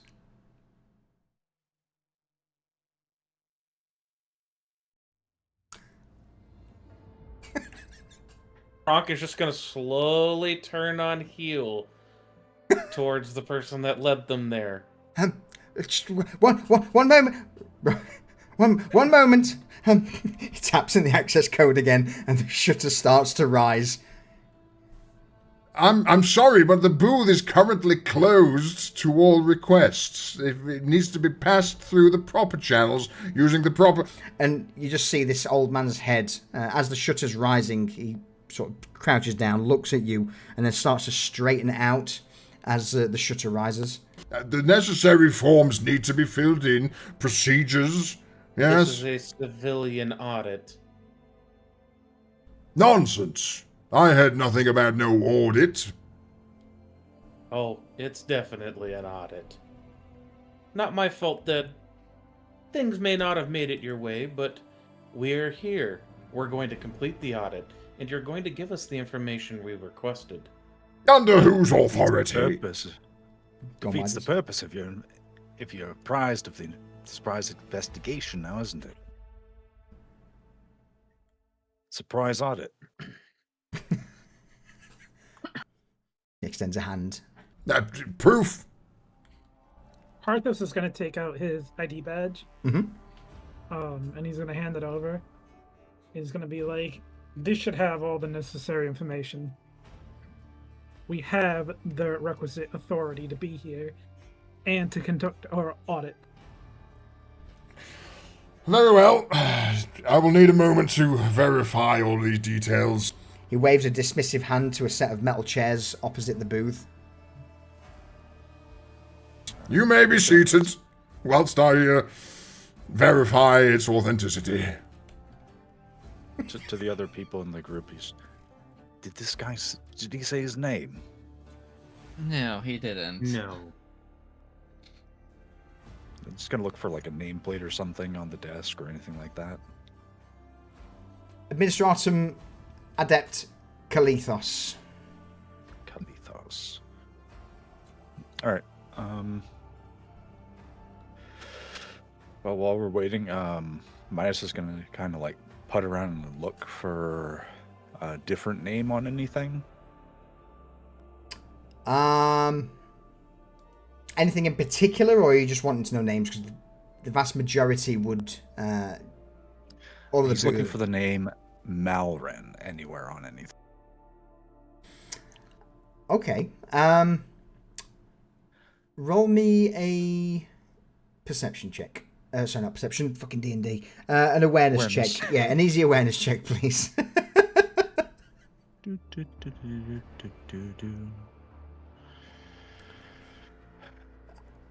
you begin to glance around, you pace... In fact, before I give you that, I need a volunteer. What do you need? Fuck it. Cool. In fact, you know what? You both said it, so I need both of you to roll me a d4, please. This is the hours that you'll be waiting while he verifies. Oh my god.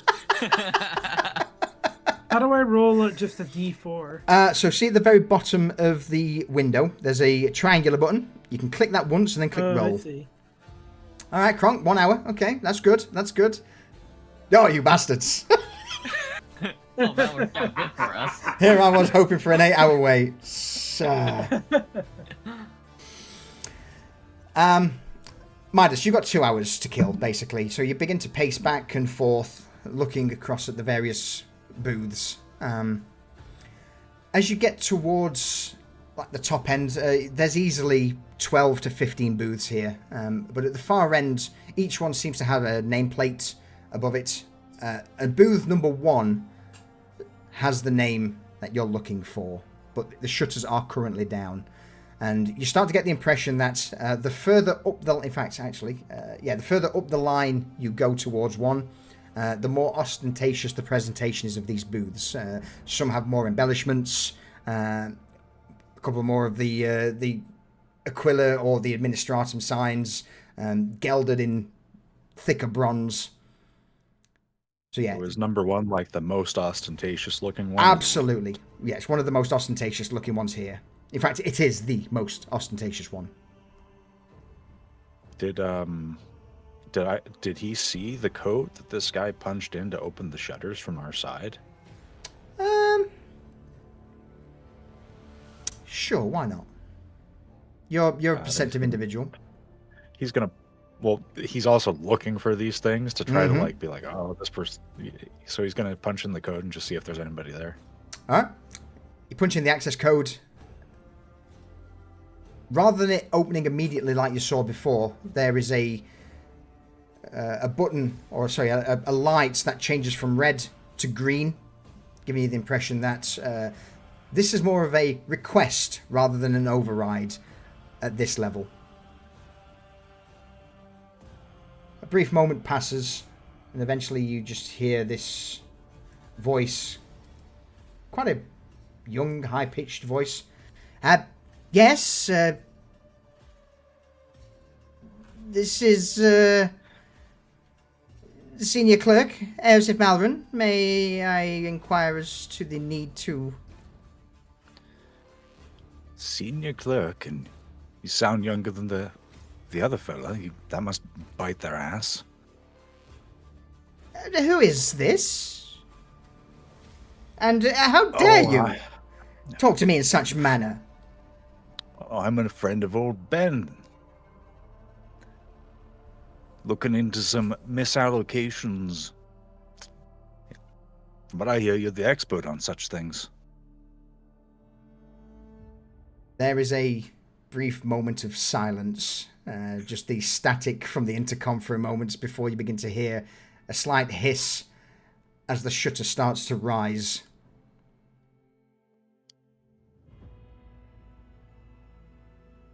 As it does so, you see what appears to be a man in his mid-40s, giving you the impression that someone's had perhaps a little bit of the old rejuvenate treatment. Someone must be in a place of privilege. Yeah, someone enjoys their station maybe a little too much. As the shutter comes to a complete stop above, this wide-eyed man leans forward. What do you want? Why are you here? So as the shutters start to open, Midas puts his hand up on the wall, he tries to get into a pose to just look like a complete d-bag waiting for this. Just you get his fingers on his hips, wrapping his fingers, looking around like he's waiting for the rain. Dressed like that, every eye of the administration. This is not the place to talk. Hiding in plain sight. Hiding hiding in that get-up? No, no, no, absolutely not.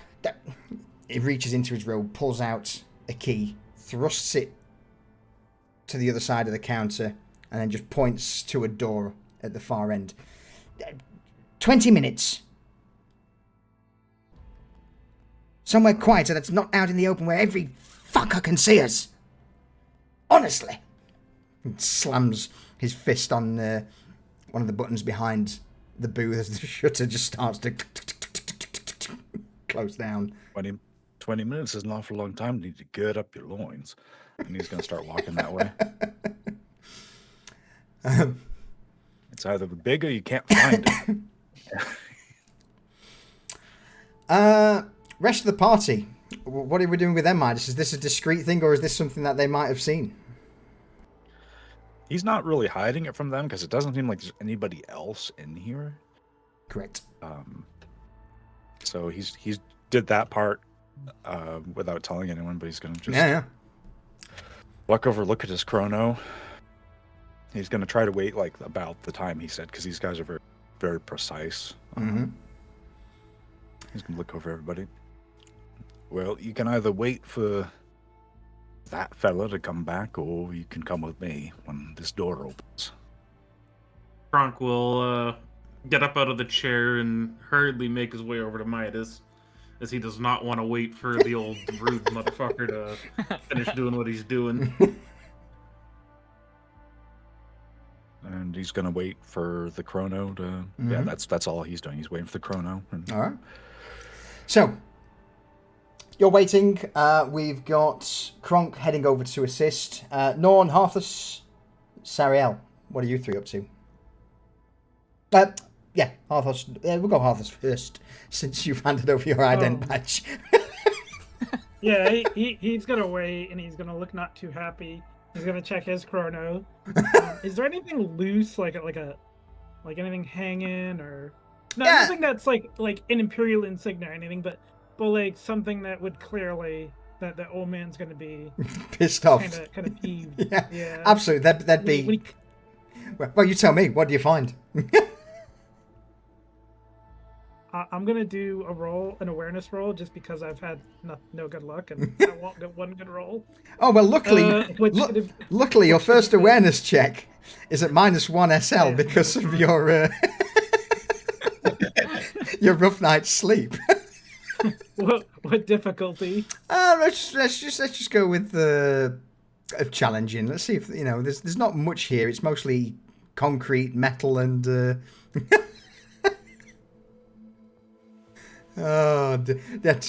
look around. So, can you explain how the rolling works to me? Because I'm not really understanding, I think, how the rolls work. So basically, the way rolls work in Imperium Maledictum, let's take your awareness skill. So your total awareness is 42. So if on a challenging roll, you would need 42 or less to succeed.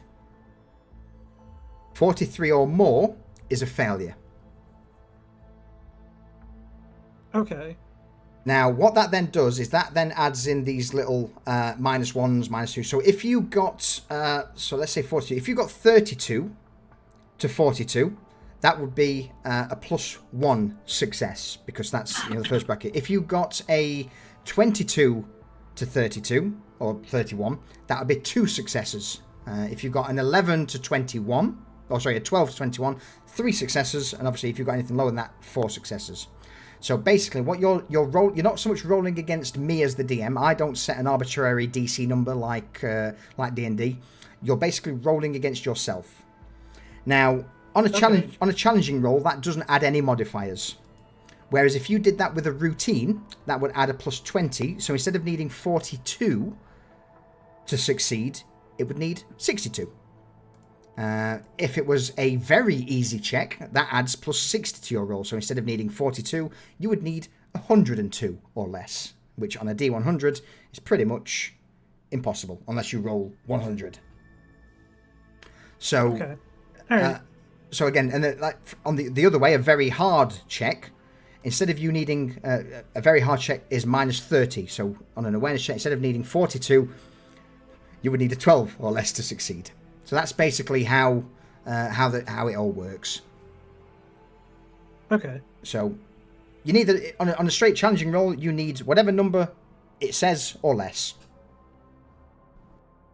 Okay, which was a failure, so... Yes, you got 55, you needed 42 or less, you got 45, so sadly it is a failure. You don't see anything too much. Perhaps as you glance around, you'd see maybe one of the railings is loose. Perhaps the bottom part will allow it to swing a little bit, which means you've got to stand next to him and fiddle with it. Are there any like nuts, bolts, screws? Absolutely, yeah. Everything's bolted down, screwed. So if you wish, He's gonna kind of like he's gonna stand there with his back to it. He's gonna try and get like one of the bolts loose. So like rather than it being just loose, like it's probably gonna fall at some point, and maybe not right now, but like, you know what I mean? Like it That should be so.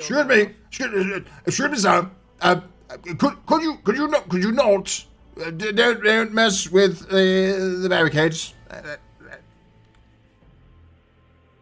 Athos. Oh, I'm you're gonna wave him over. Are you departing? Oh, good. Here. And the old man just dismissively tosses your ident badge back onto the counter before slamming the button to close his shutter, and you just see this giant shit-eating grin on his face. Have a pleasant day. Yes, pleasant day. Yes. Bye. Goodbye. How thick are those shutters? Enough to withstand, a melee attack, a strike from someone being peeved off by weak, flimsy administratum hands. Even with penetrating too? No, with penetrating 2, you're going through that shit. Ariel. Just saying. Ariel is just gonna cut a window in the shutter with his knife. Oh shit! Walk away. You got a mono-edge knife? I do. You see that? Oh, by the holy what is that? What are you doing? Guards! Wait. So, are people like pulling out knives and going to attack the shutters here while we're standing here waiting? It looks like it. Knock the fuck off. Scoot away. Serial is, yes. At that, the door opens. Okay, so if he's gonna go over and like start terrorizing Knock the like it's at the point where like he's gonna pull his gun out and like he's waiting there with his gun in it.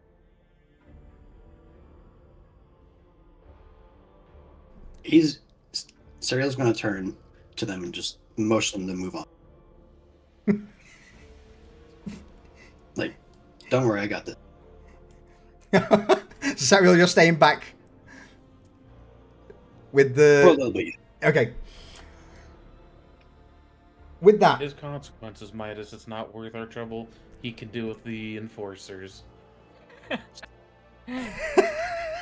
the enforcers aren't going to be looking for him now, are they? Oh, he's the one that deciding to play with a knife in the air. You never dealt with enforcers before, have you? No. Fucking R bites, more like cock bites. Carthen's gonna give Midas a really weird look at that. you just hear this high-pitched voice as a door opens at the end of the corridor. What in the Emperor's name? Get in! In! You're greeted by a 40-year-old man in a pristine white administratum robe, various chains around his neck with the sigil of the Imperium, the Aquila, and he waves you all over. All right. Last thing he's going to say. Serio, train's leaving. Move their ass. And he's going to start walking with everybody.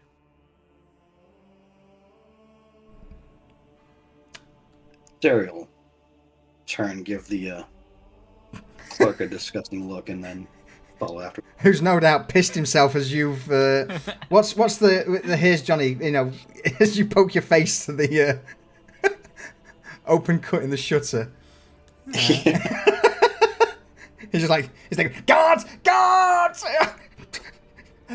murderers in the sanctum of his God Emperor's holiness. You're just slamming the button. You just hear this constant pressing as a red light begins to flash above the booth. Seeing this, Malron just we'll deal with that when the. This is why I should have never dealt. All right, come on, quickly now. He ushers you all in to what appears to be a secure lock, like almost like an airlock, but more for security. There's a brief red scan as he holds the plate up to the laser, and various lights flick from red to green as the second door opens, revealing yet more corridors, yet more shelves, but he quickly ushers you through them towards an office at the far end. All right, in here, all of you, go.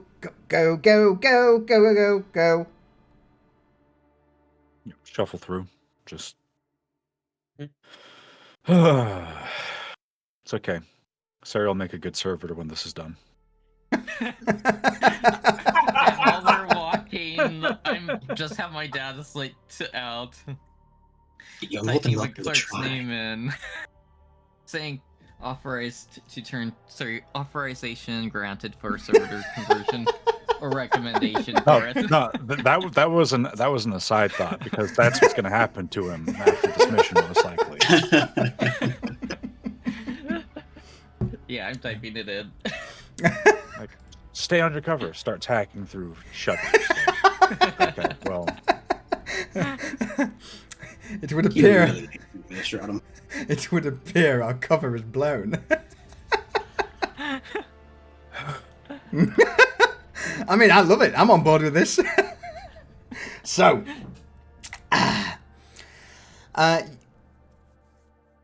you proceed into a large room, and immediately Eosef just begins to bark orders to the various adepts. All right, everyone, out. I turns towards you.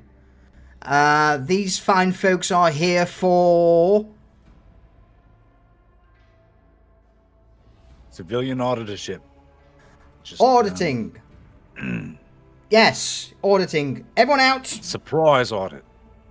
I guess he just makes a hand motion of, that's like you give to a child of that's enough.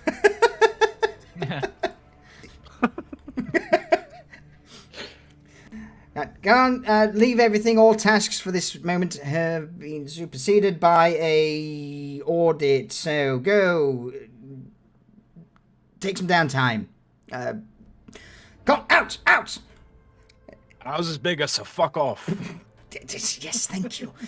It doesn't take long before the various adepts at seeing the worked up Yosef and Midas barking at them, an incredibly pissed off looking Sariel, and just people who really shouldn't be in here now taking up the room. As the last clerk departs, Iosef slams the button close to the door. It shuts down. He quickly taps in a key and the locks engage.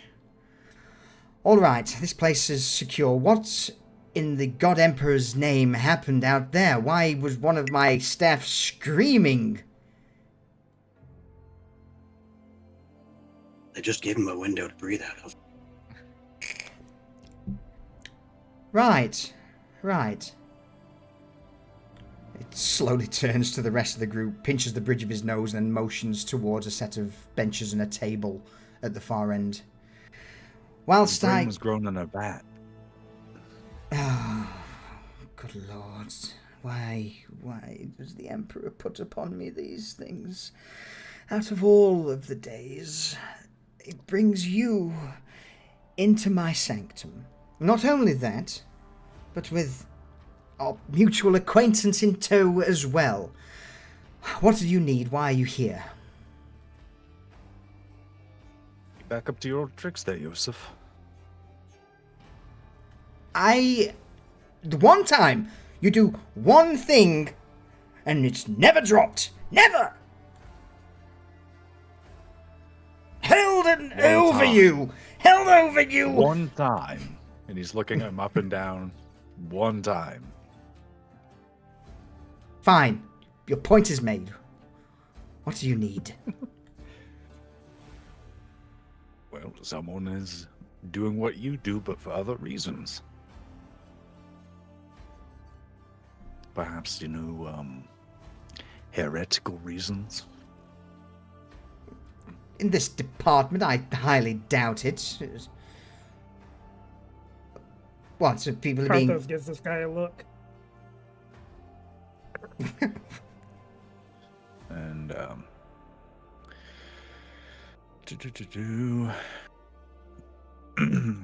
just collecting my thoughts here. Mm-hmm. All right. Well, there's people pushing stimulants. There's people alterating procedures, personnel records, all sorts. Now, you do yours for greed. I did. He's like kind of gives himself the up and down. Like, I sympathize. He, and he's just gonna kind of like drop his hands, just look him up and down again, and just go, right, well, for whatever reasons you might have,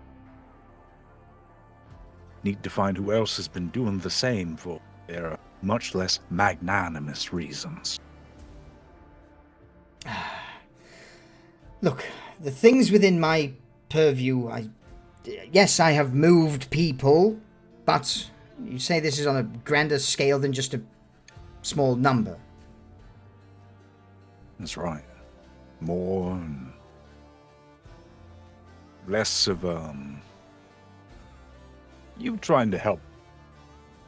Listen, you were trying to help people. I can understand that. There's someone else trying to hurt people and trying to cause problems. You were just looking out for people you care about and whatnot, however you want to say. But, well, you're not bad. It's just protocol. This person we're looking for, or people we're looking for, they're bad. Right. So, do you know exactly the manufactorums that are affected? Just give me something to work with to start pulling some records off. Now, I am going to have to ask, how was the rest of... Any motions a hand to the rest of the group. How are these imbeciles with numbers and documentation? Sacred documentation, may I add? I hope I'm not going to have to... Numbers. As far as numbers, these two speak in numbers. And he's going to point at them. Documentation, Just, surely, out of everyone they could have sent, administratum adepts, even... Can't be helped.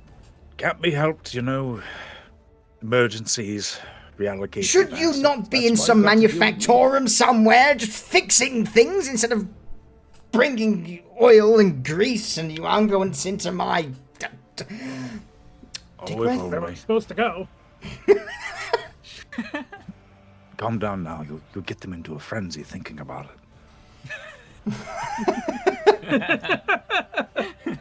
We could have been in a manufactorum, not this hellscape. As if to emphasize the point, Serial's just tapping his knife against his arm. In the name of the God Emperor, if you touch one of my scrolls with that barbaric blade of yours... Right, just take a breath.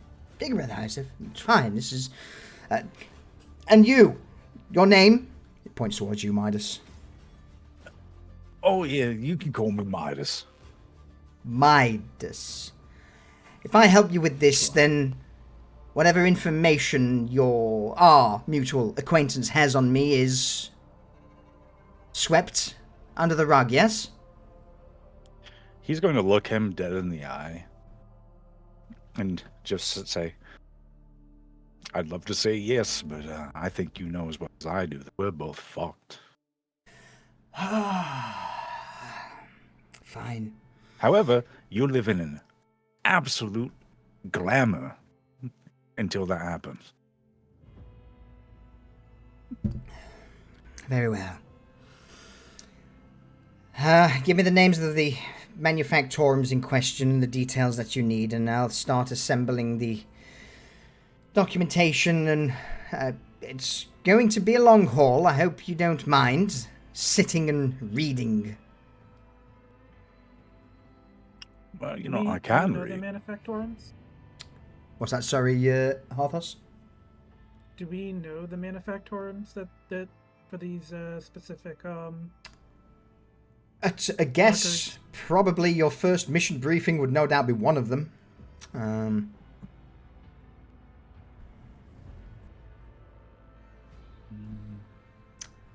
If you would like. Theta 17 There we go. Industrial District. So Harthos is going to ask for the logistical records from the different manufacturers, including Theta 17 and probably a couple other ones from the that industrial district Theta.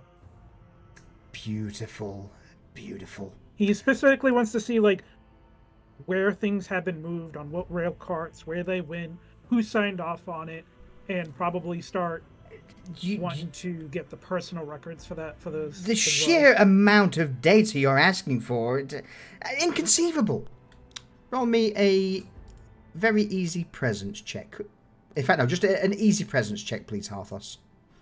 As you start rattling off everything you need for, at minimum, 17 manufactorums. And there's this whole long list of things he's listing off. And once he's done, Midas is just going to go, well, it doesn't sound like much. Doesn't sound... So you want all of this information from every manufactorum in the Theta Industrial District? Oh, it's not much at all. It's not much at all now. Okay. He's gonna take out his data pad and be like, "You could put it on this." No. And he motions a hand behind him to a giant cogitator. That can put it all on. That, what you've got in your hand. Not a chance. Not a hoop. Under the God Emperor's sight, will all of that data fit on that tiny block? It's fine. You know what? Well, I mean, you can get us this information, or you can let us get the information, and one of us is going to be more delicate than the rest of us. All right. I'm going to need the sheer amount of information. It was going to require me to open up and grab some helping hands. Otherwise, we're going to be here for months. Primarily, the Theta 17, that's easy enough, and I shall look at some of the adjacent ones. If anything crops up from there, we can perhaps spider out. So let's start with 17 and work from there. How does that sound? Much more manageable. But I am still going to... Agreeable. I am still going to require some assistance, though. I hope you understand that even I don't know where everything is contained within the archivum here. Understandable. Understood. We'll keep out of your way. Except for him. He'll probably want to be using the cogitator with help you along.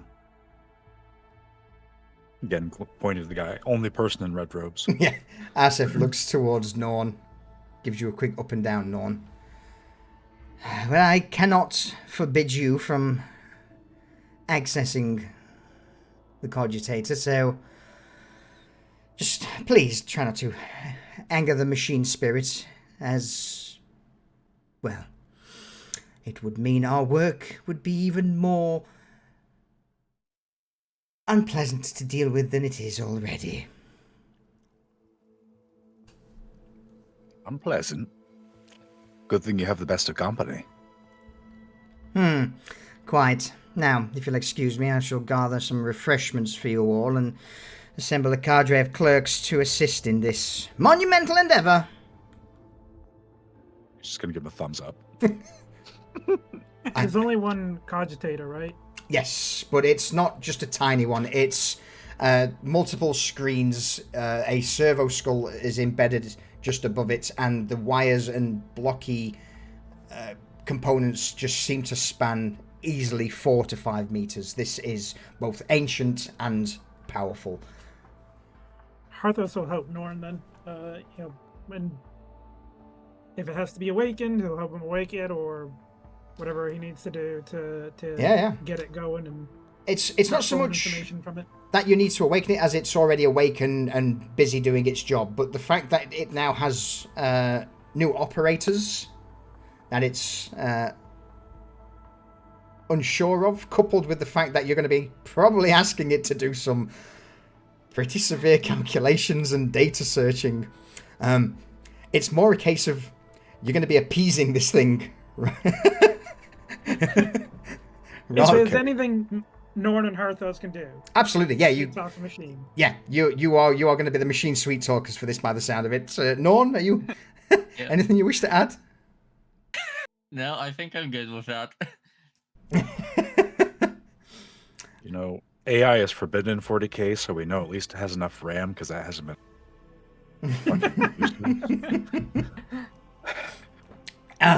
God damn it! Don't talk to me about fucking RAM prices at the minute. Jesus Christ! Yeah, they'll give you a RAM, all right. Good luck getting a new CPU. Yes, I mean CPU. So, all right, slight off topic, right? CPU, not a problem. I can get a CPU. I can get a great CPU. Motherboard, also not a problem. The cost of the RAM that I is more than the CPU. Like $1,000. More than the CPU, the water cooler, and the motherboard put together. Mm-hmm. Anyway, now that's out of my system. You need. Oh, don't. Anyway. Fucking. That's a topic for later. That's a topic for me. After Yeah, that's a rage topic for me. I'm triggered now. I'm triggered. Fuck you, Prepper. Fuck you. All right. So, yeah, basically, Iosif Malron steps out of the chamber, and after half an hour, 40 minutes, he returns with a cadre of about 12 administratum clerks, who immediately start setting around, pulling crates of documents from shelves, others whisking off to other sectors of the archives before returning hours later with more documents. A refreshments trolley is brought in, and surprisingly, it's not just Nutriblocks or sludge. You're actually provided with some rather fancy food. A couple of sponge-like, almost sweet treats that are on a plate. Even the recaf that's offered is not the swill you drank earlier in the courtyard. This actually has quite a decent bitter taste to it. Also with small cubes of sweetener that you could add if you so wish. This is unlike probably what most of you have eaten, but those who are in privileged positions, this is their norm.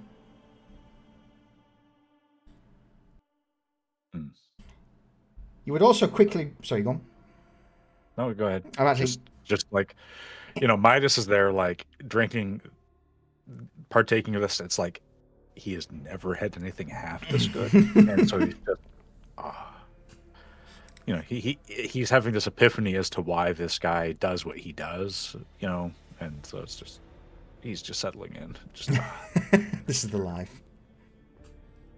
But I would say you would all quickly realise just how much of a monumental task this is. What originally starts out with just a few books and scrolls starts to turn into a mountain of crates that are opened, picked out, as the clerks start to look for any mention of Manufactum Theta 17. The rest of you, is there anything anyone's doing to assist? I'll come to Norn and Hearthus in a moment since you're appeasing the cogitator. But Midas, stuff in your face, Sariel, Kronk, do you three wish to do anything else to help this this investigation, or are you leaving it to... Kronk will first stuff his face and get some of this really nice recaf, and then he's not overly the best with paperwork, so if there's any heavy lifting of case of things that need to be moved around, he'll assist with that. Okay, awesome. Let's go with a... do you know what? I'm going to ask for an awareness check from you quick, please. We'll go for a routine awareness check from you, Kronk, because you move a vast amount of crates, each one labelled...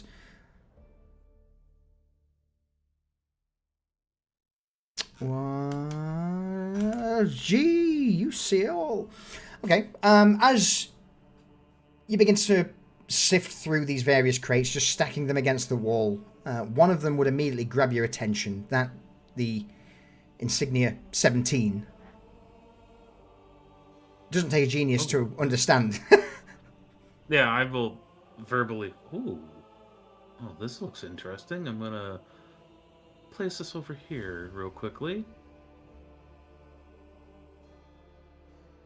You put it off to the side and continue. Yep, put that off to the side and continue to look for anything else that would be interesting. Okay. Sariel? Anything you're doing to assist, or are you causing more havoc? He's going to sheath his knife because he doesn't want to disturb any more people. since they're actually working for him now, and he's going to see this crate that Kronk has set aside, and he's going to carefully open it and start going through paperwork. Okay. Roll me a routine law check, please. Or yeah, we'll sit with law. Routine law check.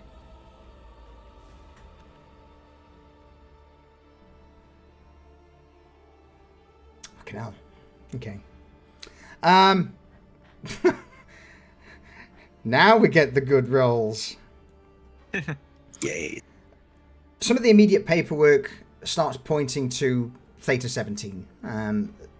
Page after page, you begin to trawl through. A couple of things that will grab your attention is stamped in red on a few of the first or the top pages will be something about temporary labor reallocation.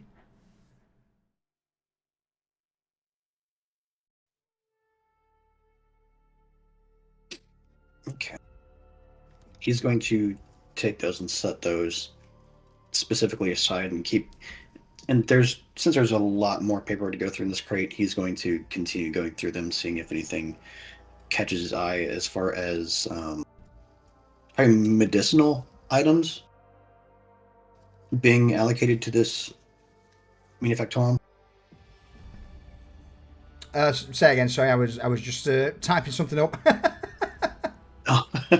Sorry, I was just checking my own notes there. He's going to set those red stamped papers aside. Yep. And then he's going to look in the crate and see if there's anything regarding medicinal items being allocated to that manufactorum. With a +6, I'm going to come back to you in a little while. This is not a quick job. This is... it's still a crate full of papers. Right. So, first thing is you put them to one side, and whilst you're currently still just picking out, looking for keywords, Midas, anything else you're doing? Or are you just sat scoffing your face with your feet up on the chair? Well, he eats, but he doesn't eat. He's not like gorging himself, because he has this ingrained sense, like if you're full, like you should feel kind of groggy. Like, he doesn't want to be in that sit. Even if he's treating himself, he doesn't want to feel like, he's impaired. So he's just gonna, partake, and then he's gonna set up his feet up, and after a moment of watching everybody looking, he just has no, like, literally no experience with anything in this kind of realm. So he's just looking, and then it takes him a bit, but he's gonna go, all right, and then he's gonna walk over to where people are working and just look over things to see if he can. What he's thinking is that somebody's misallocating things for their own benefit or for heretical reasons. So he's thinking about, like, how he would lie about things or try to make things look different, because that's something he's familiar with. So he's trying to basically put himself like, if I were trying to do something nefarious, like, what would I do to try to hide it? And he's trying to look for things, or people, see if he can figure out, like, basically any path to, if there's anything that looks like it's something that he would do to cover something up. Sounds like an easy intuition check to me. Well, we'll see how easy it is.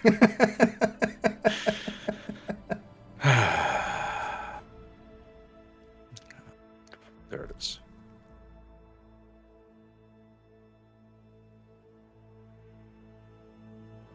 It's pretty easy. It's pretty good. Yeah. With some of the paperwork that's been put aside, you begin to sift through it, think about how you would perhaps do these things, and the main thing I would imagine that would come to mind would be keep things as generic as possible. No names, no ties, perhaps even forgery. And as you start to glance over some of the paperwork that Sariel's put out, you notice that these labor reallocation forms, they have an official seal, but there's no names attached, nothing that would point back to a specific sector or a specific overseer or admin, administrator. Is it like is there like a department or a particular part of the administratum that they're signed by, even if it doesn't have someone's particular name on it? There is.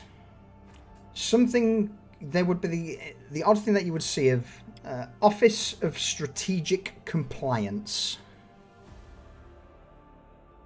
It sounds like enforcers.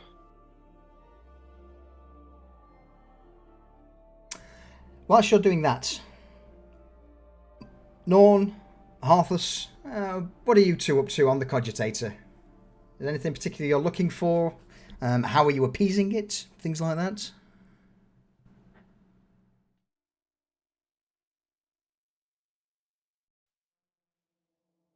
I'll let Norn go first. Go for it, Norn. Helps if I'm not muted. What are you up to?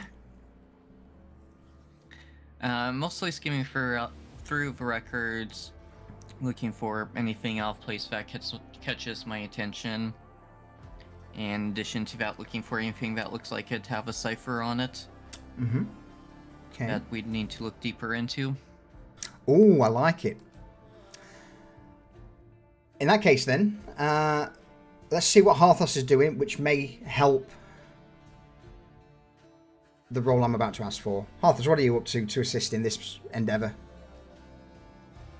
He's basically looking for information as well. Mm-hmm. Generally, because they're looking for the records, with the Cogitator, he's going to try and focus on things like, when they took his badge to run information, he wants to see if there's any instances where a badge was run, but then there was any discrepancies, either before or after. Oh man, you've just asked the question there, my dude. Awesome. Okay, love it. Norn, I'm gonna ask for both Norn and Harthus to roll me a tech check. Both of you roll me an easy tech check because you kind of got an idea of what you're looking for. Oh god, an easy one, yeah. How will I screw this one up? I mean, 65, you're good. You're good. yeah, you guys, again, if you know what you're looking for, I'm happy to reward you for it. If you said, oh, I'm just looking for information, I'd be like, all right, very hard.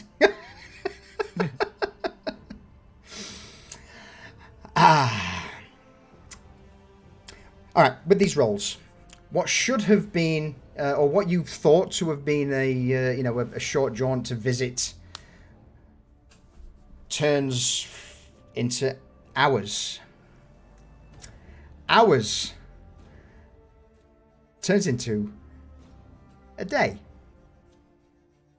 A day turns into 2.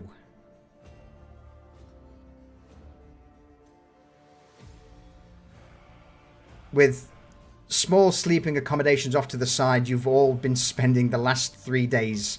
1 day longer than expected for this investigation, but the sheer amount of data that you're sifting through and what's now starting to piece together becomes somewhat unnerving. For you, Harthos, in regards to badge numbers, it turns out that an entire almost sub-array of badge numbers that are no longer used have been repurposed for Medicae orderlies. And these we're not just talking 50, 60 badges, we're talking numbers that potentially reach into the thousands. Names and badge numbers of deceased Hive inhabitants, some that are just completely made up that have no names attached to them, but all of them seem to be within attached to a Medicae section of the Administratum.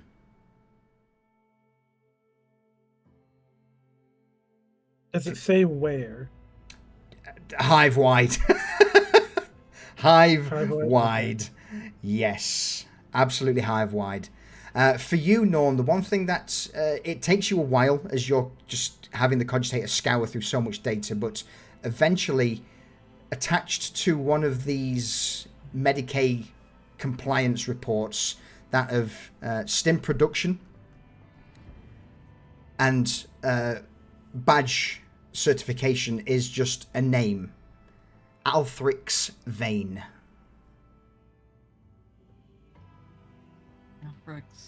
And it was Vane? Vane, V-A-N-E. So Althrix, A-L-T-H-R-I-X, Vane. As for the reallocations, Sariel, Kronk, or mostly Sariel, who's currently looking, you see that these reallocation permits are, again, hive-wide, and mixed in are various disciplinary actions that of people who aren't compliant with Manufactorum rules have been shipped out to the wasteland. Put on either mining or just general grunt work out of the Hive City. Constant words such as optimization and balance spring up in the various reports, but again, no single clerk or supervisor. There's no names attached to any of these reports. It's just an administratum seal.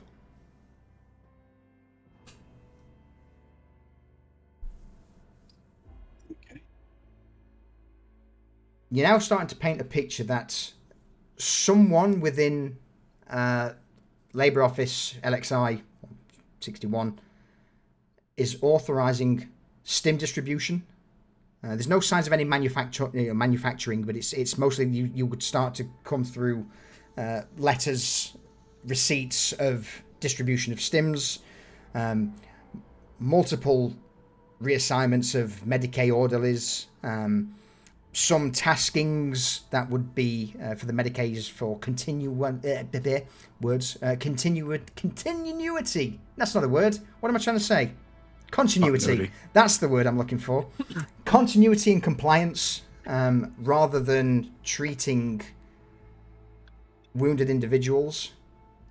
And as these days have stretched out, it seems that the initial, the further down the box you get for Manufactorum Theta 17. Because bear in mind, this is just the one box for Theta 17 at the minute, not the plethora of other boxes around, because there's just so much paperwork.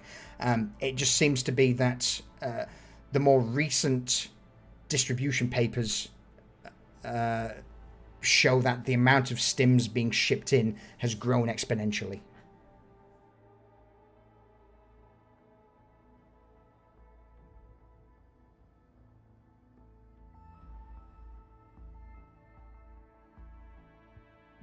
Someone somewhere in this facility is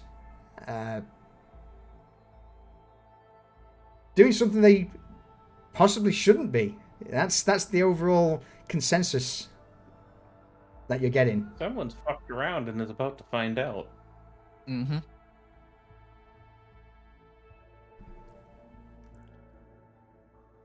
As the days pass, Ausef sits down, as surrounded by paperwork with you all. This is quite the hole that we've found ourselves in. If this is just for a single manufactorum, then how far does this stretch out? Boggles the mind, doesn't it? Well, there's a few things that I've found. Doesn't seem that... and he takes a few scrolls that he's been looking through, passes them over. These orders for labor allocation and the stim dispersion has been handed down from an authority higher up than me. These are usually things that I would deal with for other manufacturers, but some of this paperwork is just... It's right, don't get me wrong, it's right, it's signed, it's sealed, but... And then he takes another piece of parchment that he... another receipt for distribution of goods and labourers, but at the bottom is obviously his signature, his stamp. None of these have anything from an individual, so I have no idea where or who they may have come from. The Office of Strategic Compliance, perhaps. It's Office of Strategic Compliance? That's... I know of nothing of the sort, at least... I haven't heard of it.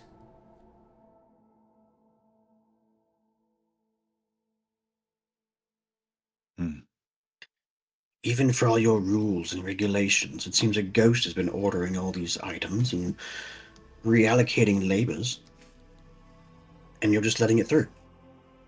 Not with choice. This is well out of my purview.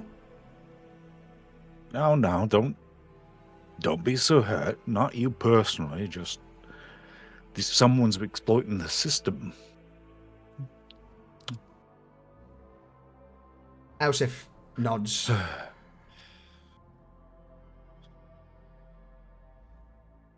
You know, Joseph, old Ben is a bit of a vindictive one, but who knows? This is big. Yes, perhaps you should bigger than talk to him expressly. After all this, maybe you do get something a bit. Maybe you're free to. Just saying. Might be. This is big. If you do a good enough job with everyone, maybe you have to take it up with him directly, but maybe. Yes, I think I shall. So what I will do, by this point I would imagine Iosif knows everyone's name.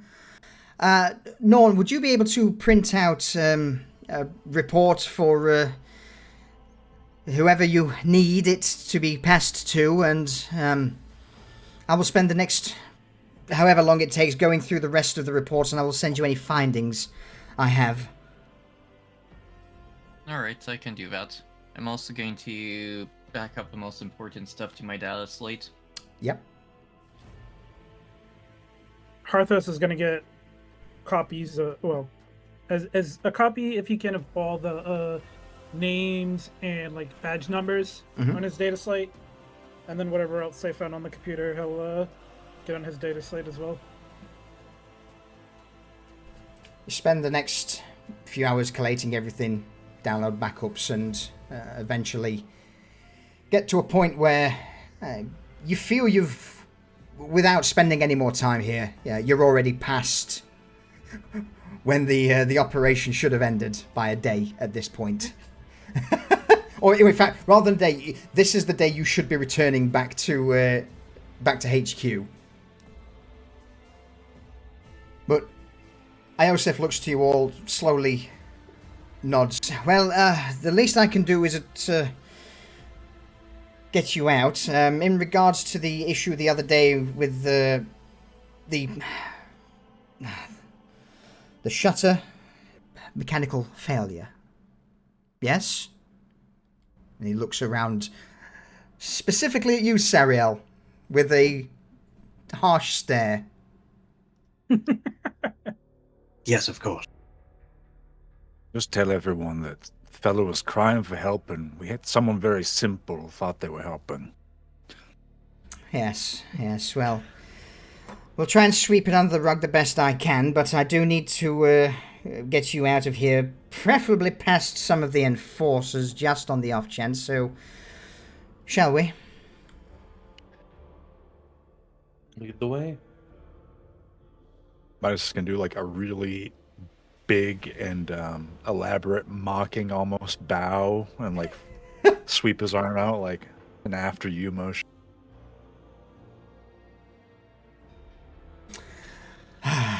He shakes his head, grumbles under his breath, mutters some curse words before ascending the stairwell out of the room. As he leaves, he barks orders to the rest of the clerks who are gathered to continue perusing through the data, and he begins to lead you not back towards the main door, but through what seems to be a bit more of a obscure pathway through the administration office. Does anybody want a quick break before the next scene? Yeah, I'm going to run to the restroom Yes, quickly. I need to go to the bathroom and get coffee. I need to get coffee. Excellent. In that case, then, we will call a quick break before we pad into what happens next.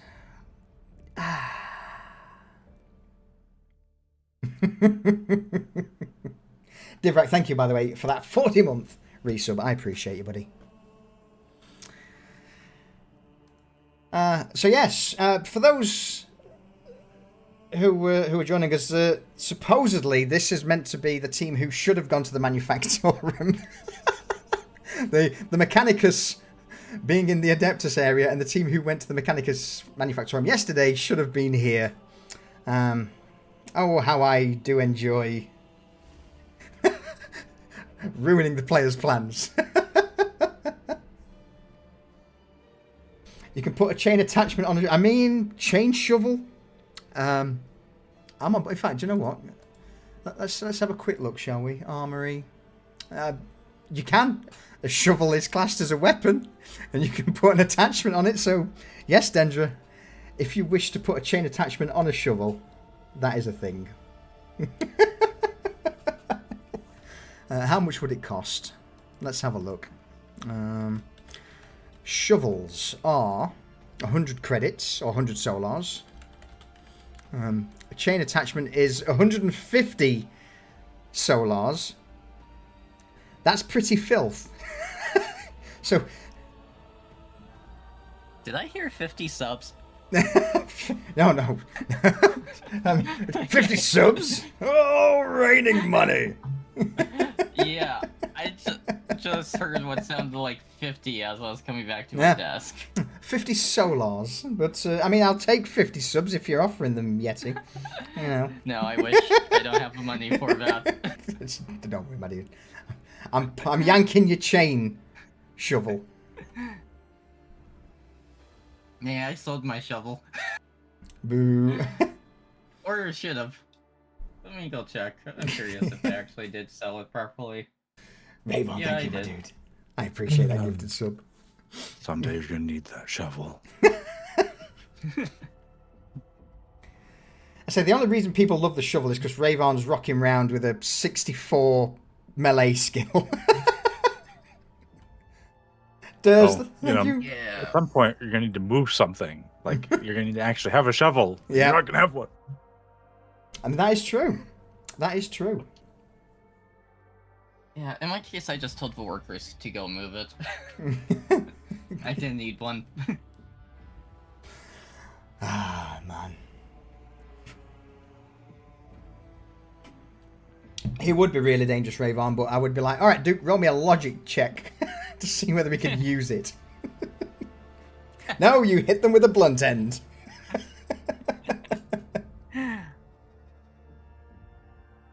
God damn it, Jack.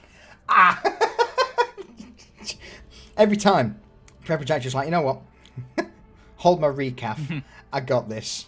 Let me splooge in chat. Ah, buddy, thank you. As always, man. Gotta put the mono attachment on a shovel. Oh my god. Blue Tiggy, hello, stranger, how are you? And Durs, thank you for the gifted sub too, Blue Tiggy. Alright, I think, bar from Steel, I think we're all back. Yeah, Jack just opens his wallet, pours out everything, he's like, yeah, there you go, my work here is done. Fortified grip for stability.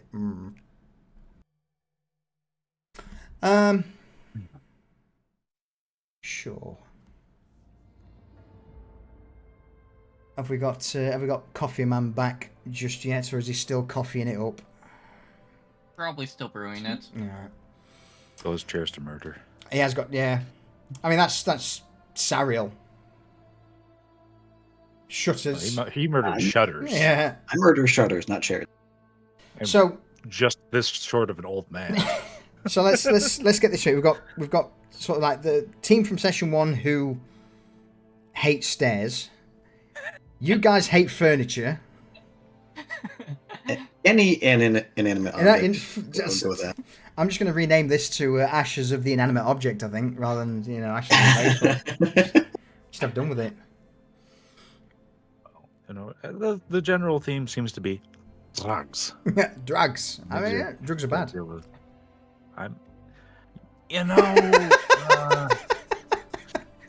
In a certain perspective, they might not be.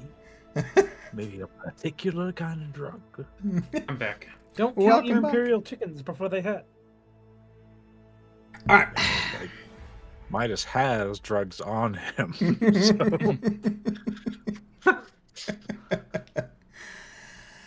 All right. So, leading you back through tighter confines, Ausif eventually leads you into what appears to be the last leg. You begin to see the odd window that looks out to the hive descending. At this point, what seems to be a large circular stairwell. Can I have awareness or intuition checks from everybody, please? Challenging. Okay, so this is like a narrow hallway that suddenly opens up into a large circular stairwell. Yes, and Smells like an ambush. Is it site related? is it? It is indeed. It could be site related. Oh my God, Kronk knows nothing. Oh yeah, no, I'm at the back of the line. Oh my god. So I've got. Oh, that's it. I have it popped out. Mm-hmm. And it was hard. Just challenging awareness okay. or intuition. Let's do intuition instead for it. Hell, oh, actually, that's good. That's good. It's good. Yeah. So I do have photo visors as well, if that matters. Okay.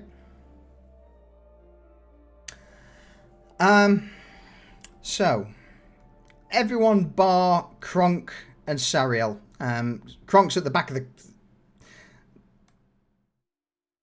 at the back of the line. Man needs to reposition a few things, it would seem. Say that again, sorry. So that's never good to hear. Who's leading the party? Would it be Iosif, followed by... Probably Yosef, followed by me. And then Harthos, probably, after that. It's Okay. either Harthos or Kronk after that. No, Kronk's last. The Kronk's at the back. I'm at the back. I just need a moment to silence my feeling. I'll be right back. Nah, no worries. No. As you And begin... I'll just be right. Go on, yeah, no, go on. Where are you? I'll just be right before Crunk. Okay. Bitch. At the back.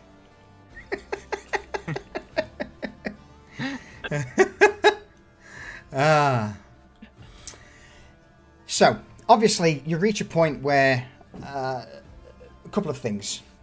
Who's got the lowest awareness? Let's go with Midas and Harthos.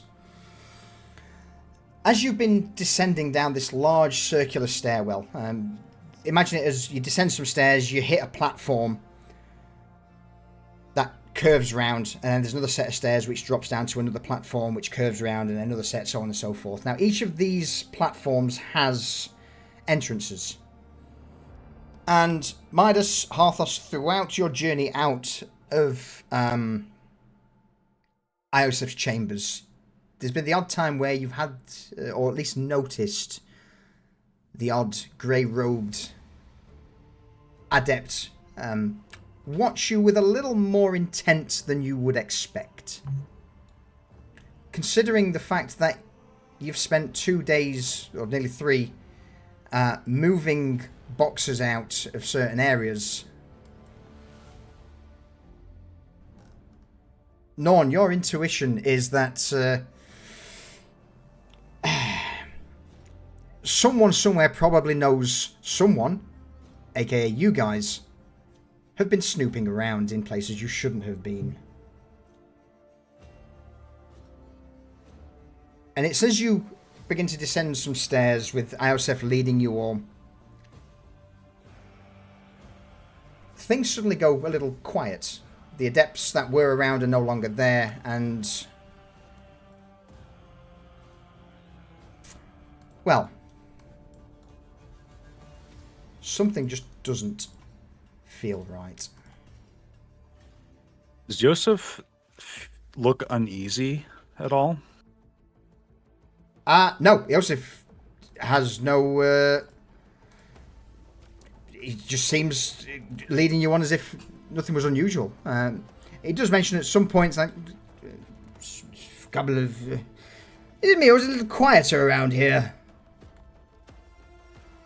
You know, there's a bad feeling rising, but he's trying to determine if Yosef knows or someone else, like one of the scribes up there, knows. Intuition. Oh, well, it's less that. He's pretty confident Yosef doesn't. Yeah. But Yeah, somebody yeah. else does. Go on. Yeah. So It's obvious that Yosef is unaware. yeah, no. If he were aware of danger, he wouldn't be here. That's the thing. He is entirely self-serving. He's a coward. Yeah. It is at this moment, though, that you would start to hear footsteps on marble slabs as, from your left, 2 grey figures emerge. Behind you, Kronk, you didn't hear at all or see, but until the last minute, as another individual pops out behind you. From across the way, near a statue of a old saint, from beneath the legs of the saint, you see a hatch open as 2 more individuals emerge, grey robes, pulling stub guns from beneath the robes. And again, at the very far end on the stairwell down, a third assailant draws a stub gun from his his administratum robe, and they all start to bring the weapons to bear. Iosif immediately calls out, What is this? Who are you? Gentlemen, roll me initiative, please. Okay. Oh. Now, luckily with those... Okay. So go on. I'm trying to find my... Right-click on your token. And on your Okay. token, you have a little cross, sword, and shield icon. Click that. Thank you. And then from that, on the drop-down thing above, at the very top of the screen, you should see a dice icon.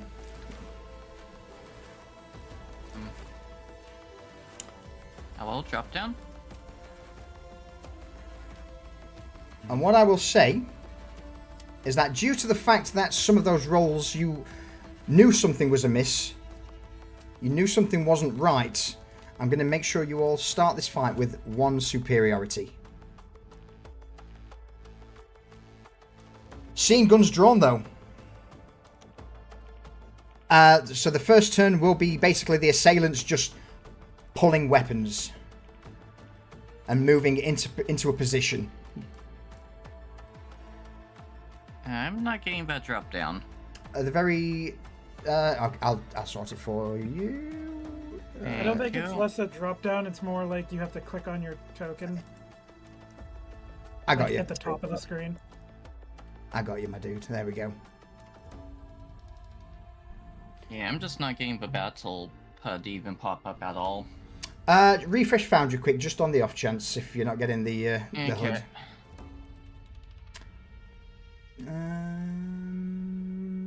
All right, so yeah, Assailant Halthus, seeing all this,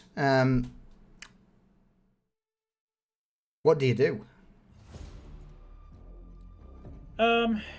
He's going to pull his hand cannon, which is probably like the better size-wise. It's probably almost as big as his thigh. Like it's a pretty sizable gun. It's got a custom hand grip on it, and dangling from it is a little like token, like a Adepticus Mechanicus token.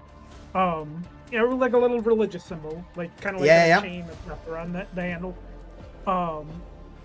And he's going to flick a switch on it, and like these little prongs in the back are gonna move, and then the chambers are gonna kind of do like a little motion as he loads. What do I got here for rounds? He's gonna load amputator rounds. Okay, yeah. So with you, this is just the setup of the... so I'm not going into initiative order just yet, just your initial what you do. Other assailants begin to move in. Kronk, hearing footsteps behind you, initial response, what do you do? He's going to unhook his auto pistol and quickly spin around and point it at the assailant behind him. You see that they're wearing Adeptus Administratum robes, but from the guy closest to you, you would see that he's wearing what appears to just be a blank face mask. No discerning features, just a metal mask that covers all of his face. Midas, what are you doing? He's gonna get down, Mr. President, Joseph. Okay. And pull his autogun to level at the people. So the way he sees it, Yosef can like find the data and expose all. So he wants him to not die in Halo gunfire, and he also wants to make sure that these people do die in Halo gunfire. So. Awesome. Norn, what are you up to since we sorted your initiative out? Okay. Let's see here. Just initial response. If you want to reposition in your zone somewhere, you're welcome to. But at the moment, this is just like that initial guns drawn. Oh fuck. Yeah. I'm going to be paying attention to the guy behind us as well. Okay. Yeah, reposition a tiny bit as well. Yeah. If you ever want to change where your token's looking, it's either R or O, and it'll reposition to where your mouse is. If it's not R, it might be O. Who knows? It's out for me. Oh, cool. Here we go. Last but not least, Sariel. What do you do as you see hostiles approaching? Serial's gonna step back a little bit, and he's gonna start looking at the guys at the feet of the statue.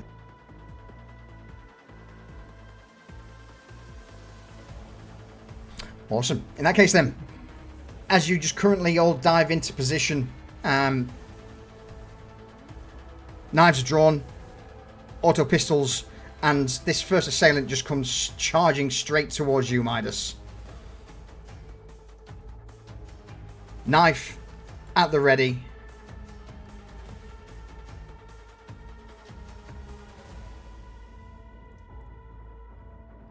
Oh my god. No! Do you want to just unoppose that roll and let him run forward and fall over? Yeah. As he draws his knife, he begins to charge at you, steps on his own robe, and falls flat on his face directly in front of you. Fuck's sake. Oh, god damn it. The other assailant will notice as Sariel bringing up his rifle and lets out a shot. This is not a loud shot. Sariel, you would notice that there seems to be a silencer on the end of this stub auto rifle. Actually, that's wrong. That's meant to be a disadvantage. So if that would go into a 32 would be 23, which is actually still a hit. Yes, by 1. Okay. Do you let it through or do you try and dodge? He's gonna let it through. All right, unopposed. Oh my god. The shot rings out. There's a loud crack, even though it is silenced, and you just feel the round puncture straight through your left arm. Norn, what are you doing as this bullet slams into Sariel? I hear him get it hits, and I'm going to shoot at the guy that was behind us. Alright.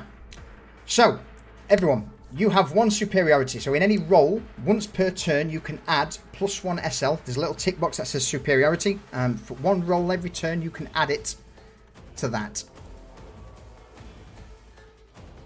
So if you're trying to do a shot, you basically get a free +10 to your roll with the SL stuff.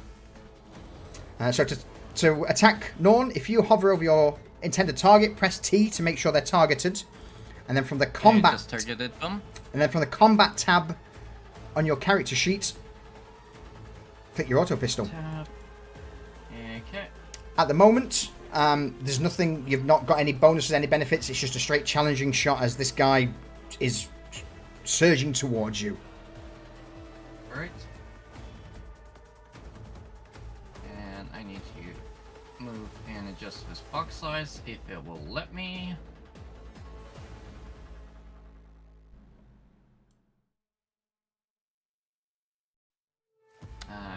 Come on, Internet Explorer, cooperate. Okay,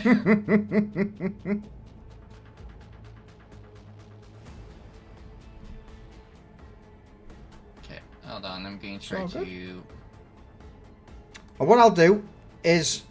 redo this. Okay, so quick auto pistol. Yep. That's all normal. And then just roll. click roll, absolutely. You bring the auto pistol up to bear, squeeze the trigger. Sorry, it's being stubborn with the pop-outs. Yeah, probably best for the moment to... the pop-out when it comes to combat's can be a little jank. Yeah, I'm going to pop this back in and see if I can do it this way. No worries, buddy. No worries at all. There we go. Now I can actually see the roll button. Don't worry. It's part and parcel of, new to the system. Don't worry, that's the whole point. Frustratingly, though, as you bring the pistol up, just shot goes wide. Perhaps just a flick of the wrist. And in response, another assailant's going to run up towards Midas and try and shank him with his knife. It does. Oh, Midas, what do you do as this knife is heading center mass to you? Gonna try to dodge. Yep.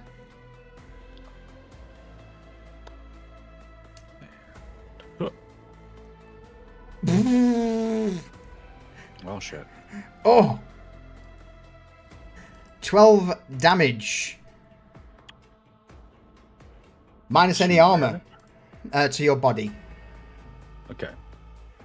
I can apply that manually, which, as the first guy falls over, the second one runs in and the knife just plunges deep into your abdomen. Okay, so that's 9 damage. You have been digging where you shouldn't be. You will die here. Unless, of course, you wish to spend a fate point to re-roll that dodge check. I think it's going to be worth it to do that. Okay. So, So right-click. And I could probably say the same for Norn as well, because I forgot to mention it. If you have 3 fate points to spend, and that are refreshed at the end of the session, which will allow you to re-roll a test if you so wish. Aww. Yeah, I shall let mine pass for right now. Okay.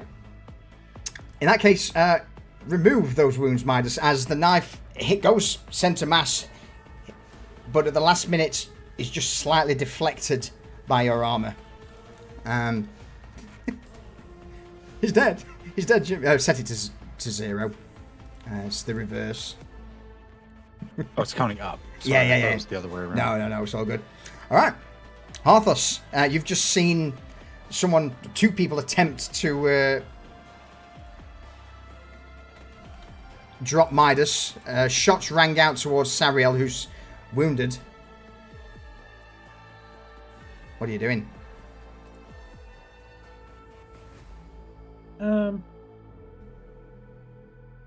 What do you want to do? Can you move first and then attack? Or do you So have to attack basically, them? no, you can do it in any order you want. So you can move anywhere within your zone for free. You then get a move action to move into an adjacent region, and then you get your normal action. So there are no attacks of opportunity in this, so you can scoot around people. So he's gonna come up here and kind of use that big pillar, almost as cover. As cover? Sure. Okay. Yeah. And then he's going to.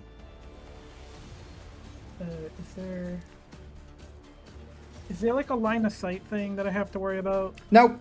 At this you can see everyone. They can see you. Okay, so he's gonna turn and aim at. I don't know how to click people to. Hold left click and that will ping it.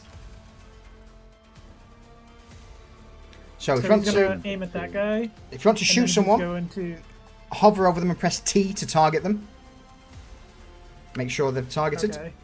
And then from the combat tab of your character sheet, roll with the weapon you want to shoot with.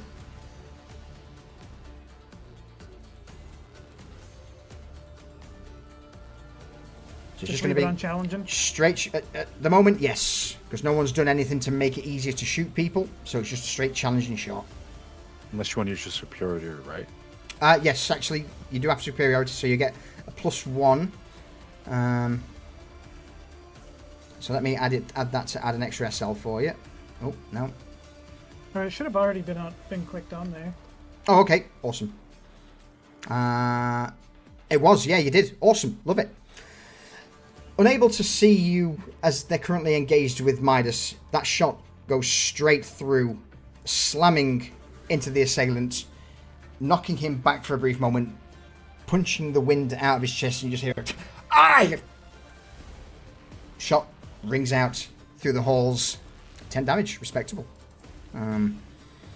It's at this point where, for you, Midas, you would see that beneath these robes, they do seem to be wearing armored body gloves.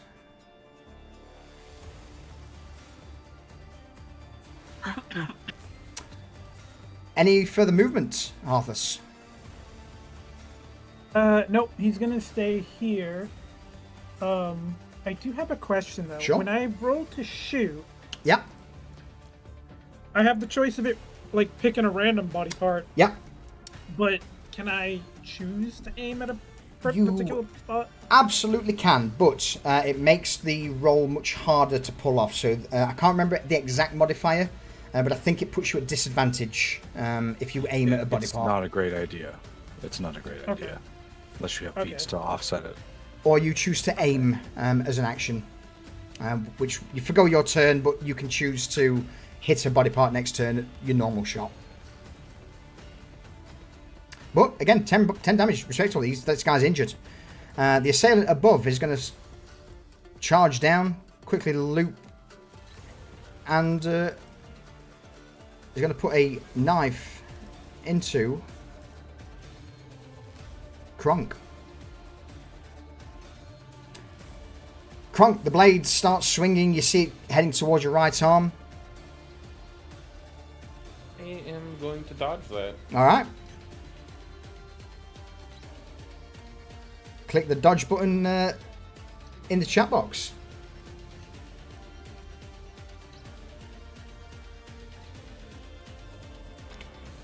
Do you want to spend a fate point to re-roll it? Yes, yes, I do. Right click, and then fate re-roll.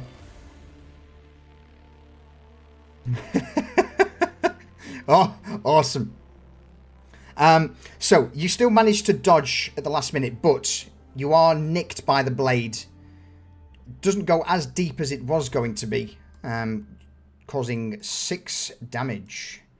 But because you've got pretty hefty armor on, that reduced it to 3 points of damage on you, which I've applied. So yeah, the knife comes in, swings, punches through the leather armor into your right arm. Pain shoots through your body. These guys are no joke.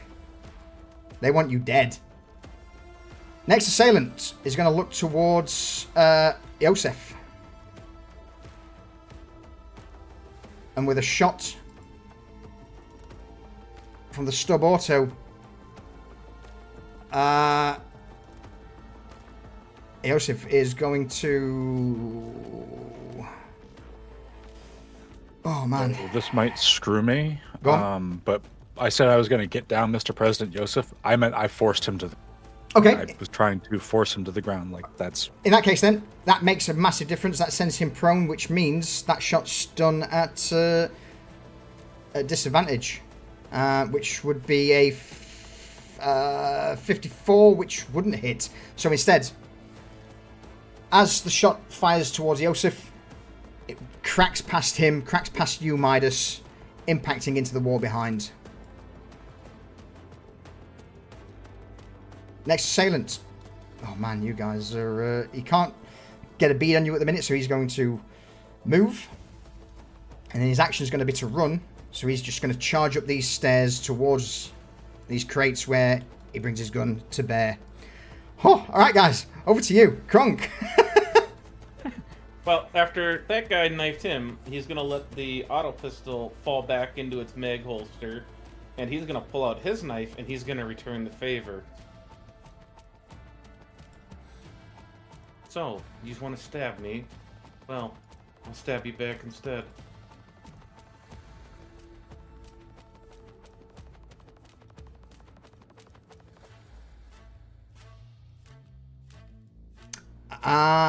He will attempt to... I'm going to re-roll that right away. Yeah. Yeah. Now, what I will say before you re-roll it... I already did. Okay. Oh no. Yeah, it's just like meh. I'm just gonna think and get rid of that one for a minute. He ducks back for a brief moment away from your swing, and you get the impression these guys aren't Administratum adepts by any means. No shit.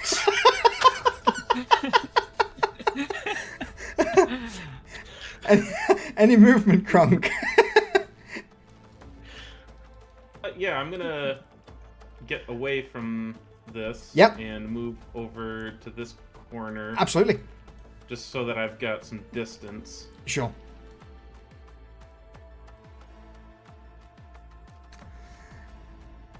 All right. In that case, then, Midas, you're up. All right, so these guys charge up, and he's like, "Oh, you've been digging where you shouldn't have." He's like, "Yeah, oh, feck off!" And he's just gonna grab the auto pistol, thumb it, laser sight turns on. It's just like and he's just gonna full auto these two dudes. He's gonna spray the guy that's on the ground, and I'm rapid firing. Yep, that's go for it. And I think that At close range, you get advantage. I get advantage. And I think I'm gonna add rapid fire. I think I can either get additional successes on the one, or I can try to spray the other guy for half.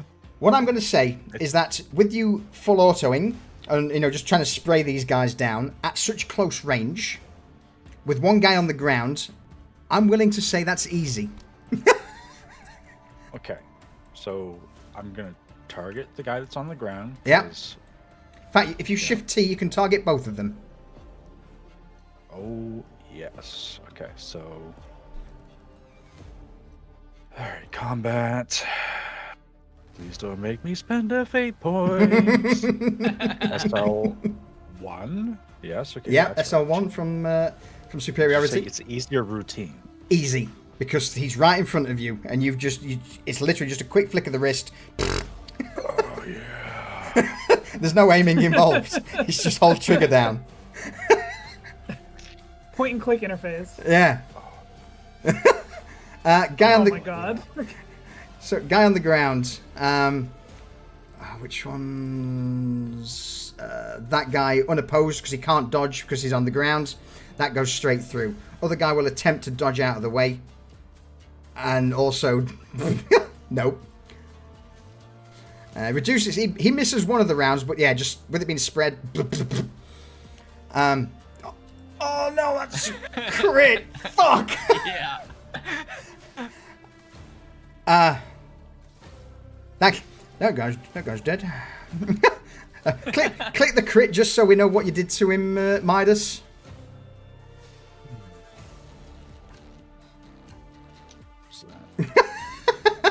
There you go. I used to be a cultist like you, but then I took a gunshot to the knee. I love we got a similar 50 combat. Man. All right, this guy's. What happens to that guy there? Well, so he runs up and stabs Midas with this freaking the knife, and he's got like his hand on his shoulder, like it was a good hit. It deflected off the armor and slid past him, and he kind of turned. If it weren't for that, he'd be like on death's door, basically. So basically, Midas panics a little bit because he's not a disciplined soldier, and he starts spraying into the guy on the ground. It's almost like a reflex. He just starts holding the trigger down and just starts swinging and rips from the guy that's prone right through this guy's legs, and just and so his knees give out, like they aren't gone, his legs aren't gone, but they're completely gone, like structurally. So he just falls to the ground. Spot. Love it. Any movement? As far as movement, he's gonna just like put his foot on this dude who rushed him with a knife. Just trying to hold him there basically, and but he doesn't want Yosef to die for a couple. If it happens, it happens, but he doesn't want Yosef to die. All right. In that case, then, Sariel, you hear a clatter of gunfire behind you as Midas goes all in with emptying half of his mag into these two dudes. What are you up to? He is pissed off that he got shot. So he's going to basically try and return the favor. Okay. With a sniper rifle.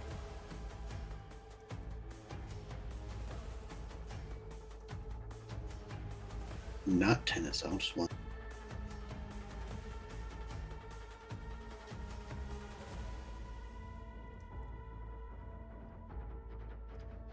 It's a good hit. It's a good hit. Did you add the... You did indeed. Yeah, completely unaware that you were lining up a shot as they were currently putting rounds in downrange. The or the flash of the muzzle, at least. They don't see the return fire as you put a round straight through the assailant's left arm, which immediately causes it to go limp, dropping the silent stub gun off to his side, and in a fit of rage, panic perhaps, you just see him start fumbling around in his robe to draw out a silenced auto pistol with his free hand. His free left hand? Yeah, free dominant hand. Any movement? Yeah, he's gonna see this other assailant right immediately in front of him, and he's gonna try and back away. Okay. Right back here. Love it. Alright. With you backed away, the assailant on the ground in a bit of a daze, having been hit with a few rounds. Instead of standing up, he's just going to try and swipe out at your legs, Midas. Disadvantage. Shit, I forgot about that. Never mind. But he does manage to connect. What do you do?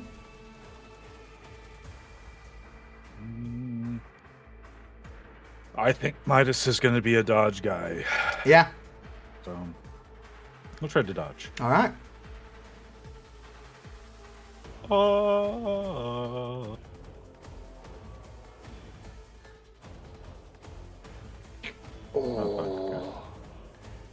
That will be 6 damage minus any leg armor you've... arm armor. Yeah. So take 6 damage. There we go. I've put that in for you. Yeah, as he swipes up, he just ends up catching you just on your left forearm with the tip of the blade. The other assailant, who's just been shot by Sariel, with his pistol drawn, is going to try and put a round into Sariel. But in fact, yeah, you know what? He's going to try and shoot Sariel as he moves back, but we'll do it at disadvantage because he's been shot in the arm. Shot rings out. Just impacts into the wall, and with that, in his broken arm, you just see him scooch around towards the entrance he came in. He slaps the other assailant on the shoulder. A few words are exchanged as he disappears back through the hole he came from. Norn, you're up. Alright. I am going to target this guy again. Absolutely. Have a look on your weapon sheet. There are a couple of things you can do, such as burst or rapid fire. Yeah, same for rapid fire, and thinking I was going to do that onto him. Make sure you tick your superiority thing as well. In. Not too sure exactly how I do the rapid fire part of it. Once you've clicked the auto pistol, can you see where it says rapid fire? There's a little tick box. Oh, yeah, saying not enough ammo, so I'm going to do the burst. Okay. And boop. It's a good one, +6. All right. And that's to the head too. Oh my god. He is going to attempt to dodge this. He is gonna try and get out of the way. He sees you lining up the barrel, dips to the side. Oh no! Oh god, ouch. Oh, let me refresh Foundry quick because the rolls aren't turning up on Observer. Oof. So we don't want to miss that. There we go. So yeah, +6. That was a crit on the head. Fuck. This guy's. In fact, not crit. He's. So that goes into one. It's not incorporated head damage. There we go. Yeah, burst fire. What happens to him? What do you do? Yeah, I just point my gun at him, blast his head off as I start walking away, looking towards the other guys. If he'll let me move. Have you got Well. the ruler selected? Oh, hold on. You out of the way. Ruler select. So you want the very top one, token controls, and then select tokens.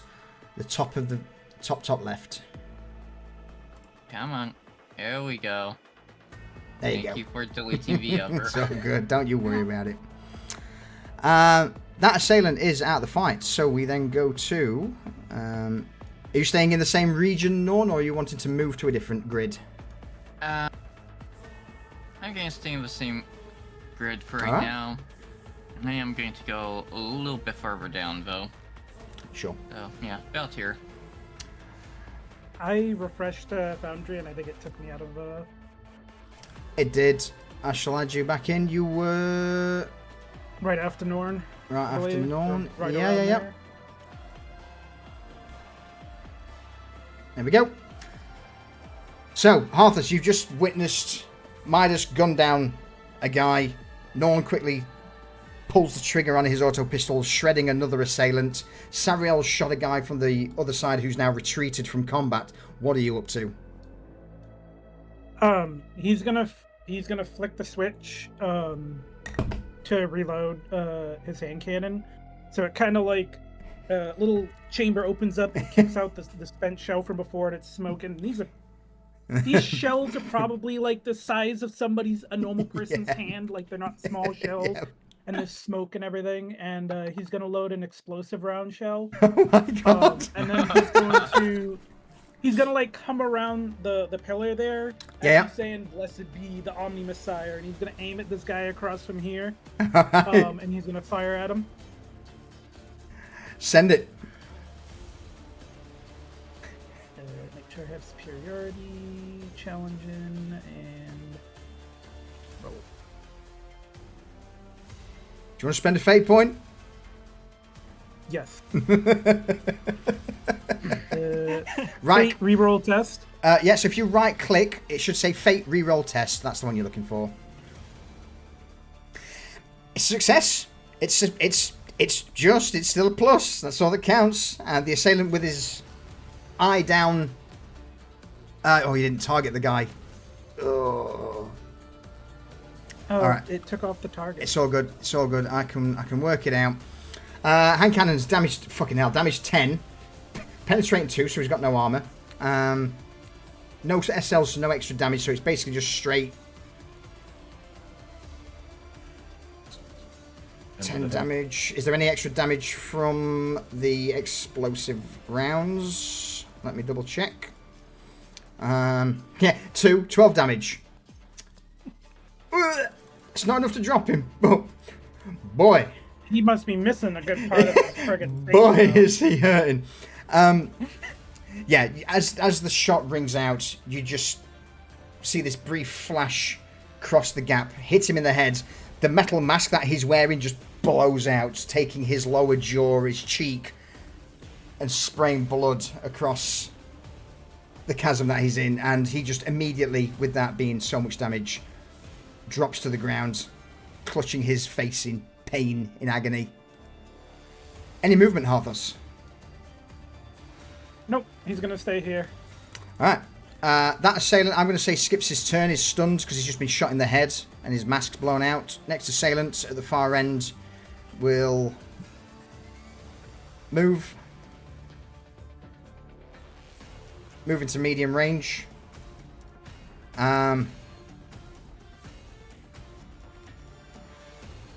Sure. Go to here. Medium range still because the grid's touch. And he is going to... Who's the bigger threat? Seeing everyone's dying, he's going to target Yosef on the ground and attempt to just empty his mag into Yosef.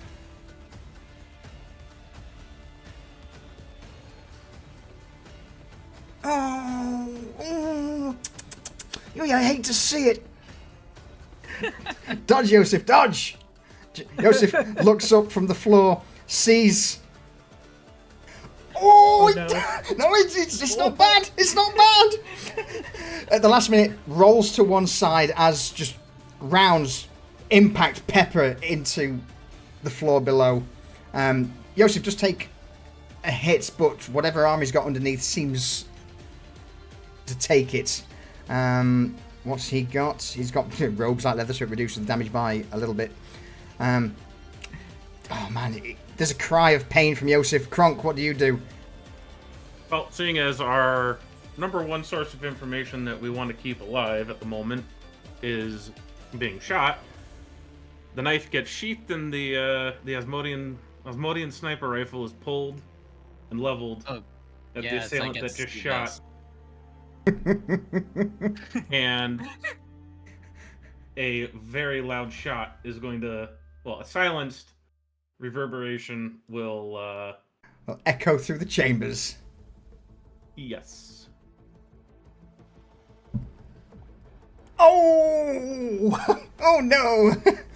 So seeing he's not going to see you because he's currently focused on just peppering the shit out of Yosef. Unopposed roll straight through. 13 damage. It's solid. Powers through, knocking him off to the side slightly with the sheer force of it, but the armoured body glove beneath taking much of the impact, but yeah, he just grunts in pain, spins his head around, looks towards you, Kronk, and starts to bring the stub gun around in your direction.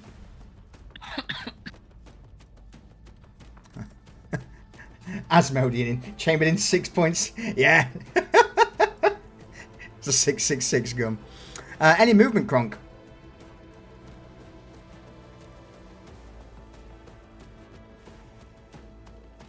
I'm going to say that's a no. Good talk.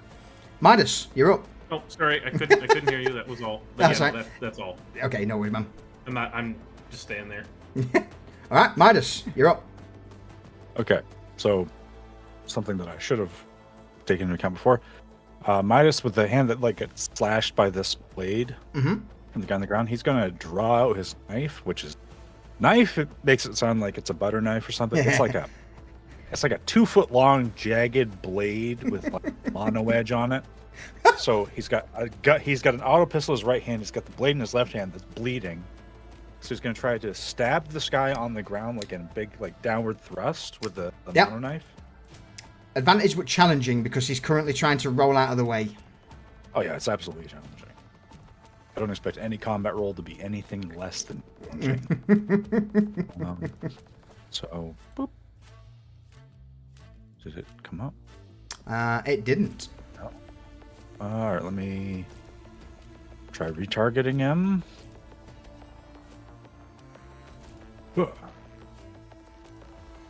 No. Refresh. Give it a quick refresh. It might be refresh time because we've been going for a while. Alright, okay. Okay, well, it looks different, so let me try it again.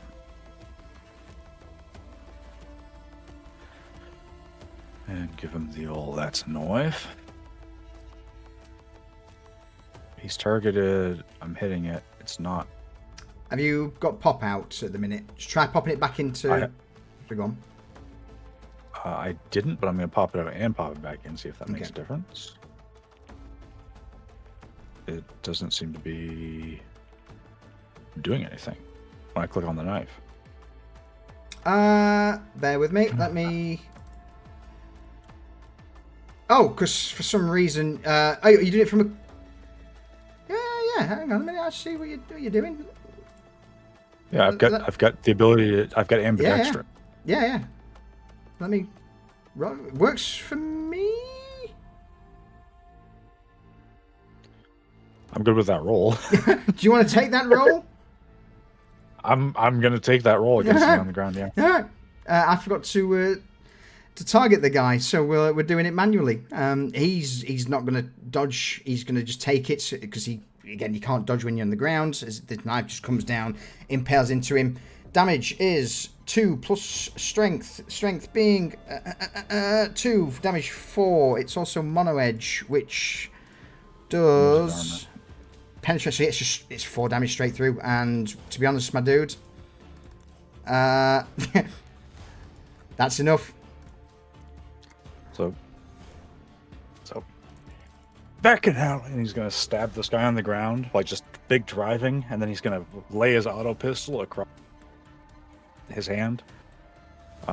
It's my understanding I can attack with both weapons. You can attack with both weapons, yes. You're ambidextrous. This guy who just ran up firing, Mm-hmm. Gonna give him the good news. Sure. Gonna add my SL to this, so it'll be no, not 12 dose. There we go. And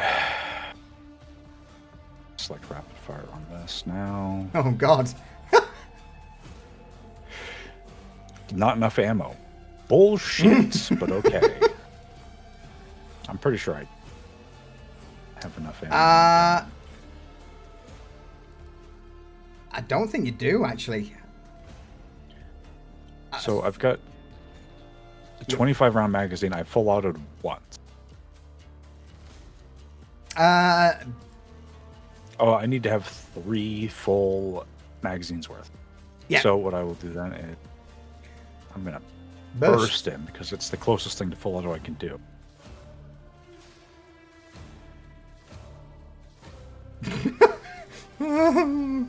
He sees you line up as he was raking Yosef. He's going to try and dodge out of the way.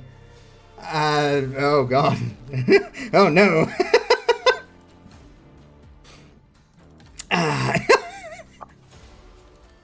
Oh, For fuck's sake. That's enough. What do you do? well, so he just throws the hand over the top of the bleeding hand and uses it to brace it. Just and the shots just go into the cloak and just one connects with like his it's a give a location.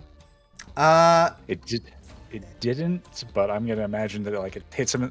The gun picks up, so it's like hits him in the chest, the clavicle, and then through low chin, neck area, and just stitches him up, and he just Drops to the ground. Absolutely. That is. There's one guy left. Yeah, Sariel. Any movement from you, Midas, before we dip to Sariel? Yes, actually, he's gonna enter the next stone. And just run for this because, he wants Yosef to live, but he did his part. Now it's on Yosef to survive. So he's gonna just run there. just get behind this. His bullets are coming still, and he's going into full rat. Just trying to get full rat bastard. Yeah. Sariel. I apologize. You are. Sariel is going to. First, you're going to see all these dead assailants. And he's going to know that there's only one person left from his count in the beginning. So he's going to run over. And kind of get in between Yosef and any potential shot that could come from this guy. Okay, yeah. Rest his sniper rifle on the railing. Okay, yeah. And give him a good one. If you're resting your sniper rifle on the railing, you're using anything, I'll bump it up to a routine shot. Good thinking.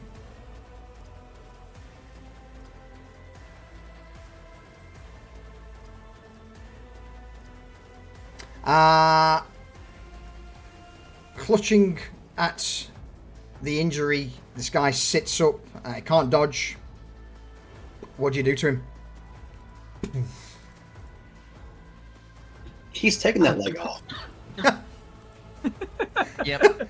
You've got a crit, roll it.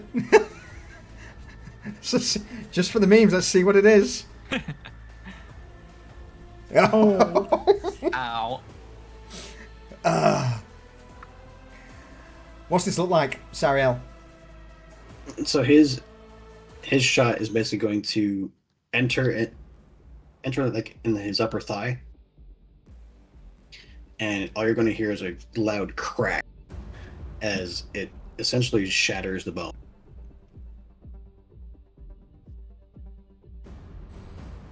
Oh, beautiful.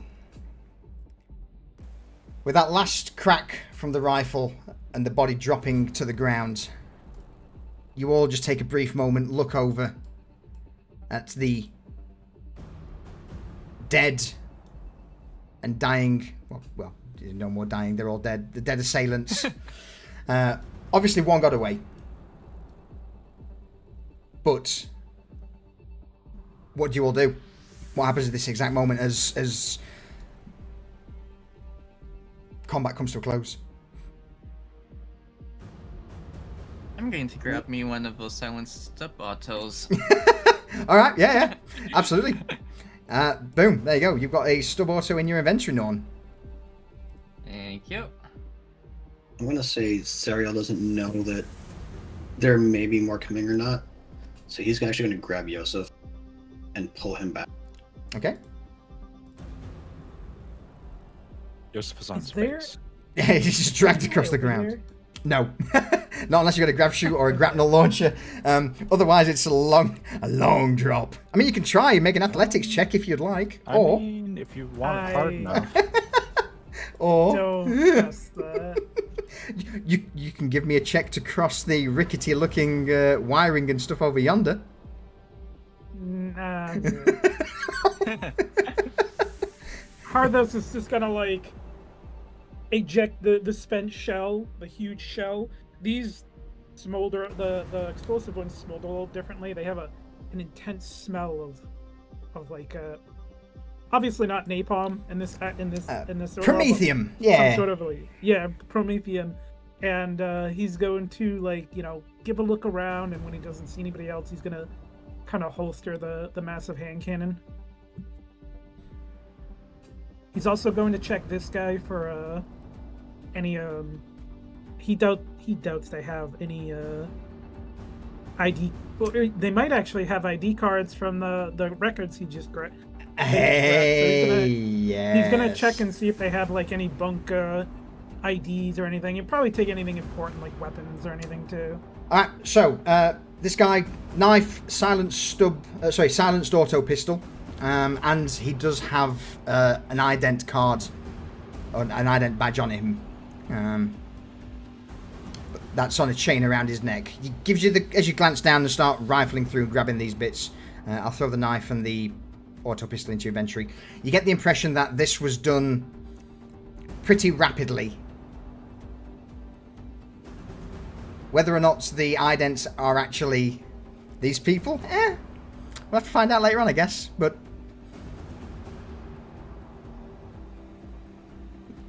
there is. Yeah, he's gonna call out to the rest and tell them to grab the identification cards.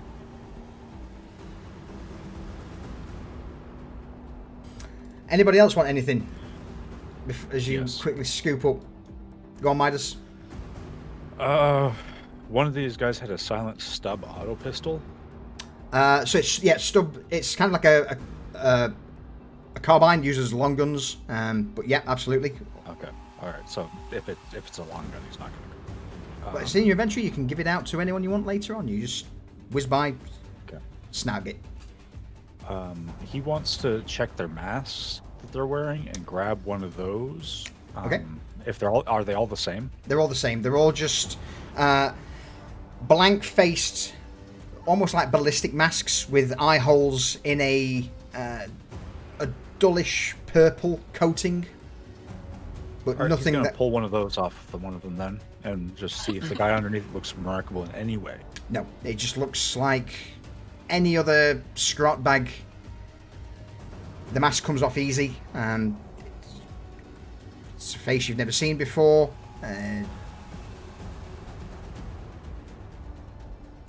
Not much more I can give on that. No, I gotcha. Yeah, it's fine if nothing stands out. It's just like, Yeah. he's trying to keep moving. Like, so for him, this isn't like, oh, they're no, dead. We can stand here doing nothing. He's No. he's like, we got to keep moving because he's used to like having to scurry. Like you have to scavenge on the go, and he wants to get what he can, like that And go. might be useful, and just keep moving. And he's gonna shadow Joseph. Joseph, you better get back to your office. I'm He's, not sure this office is safe anymore. Can I come with you? Please now.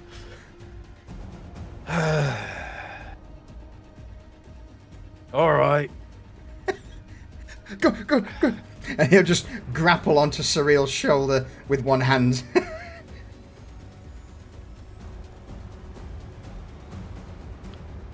Oh, I have to watch the baby, huh?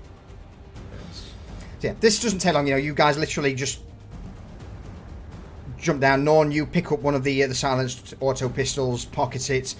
Harthos, you just run up, quickly scan over the body, grab the ident tag, grab the gun. Same with you, Midas, you grab the stub auto and that, and the mask, of course, and set off at a brisk he's pace. gonna leave. Oh. He'll leave the stub auto because I was thinking of the silenced auto pistol, but someone already got. So No, he's there's just gonna two. There's three pistols available. So if you want to grab one, that's not a problem. Yeah, There so you he'll grab one of those just on the go and try to scavenge what he can for ammo, and he's not like being super thorough. He's just like No, trying just- to go. I'm bleeding. Yeah. At this point, most of you, bar from Norn, are probably bleeding. Yeah, but the rest of them don't matter though. So All right. You set out then, back into kind of following Yosef's lead, or not so much lead, but he's pointing out where to go, and eventually you end up, after dipping and diving through various maintenance access corridors and old archivum areas, into the underbelly almost of the Administratum office complex. Luckily, with guns pointing in all directions and everyone on high alert, you don't seem to be followed, but your actions here have obviously alerted someone somewhere.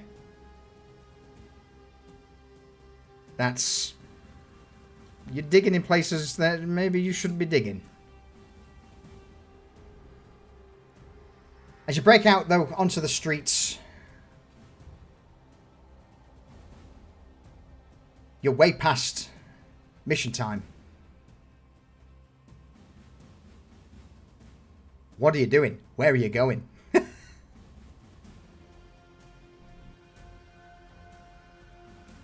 We should probably be trying to catch a train out of here. Not gonna lie.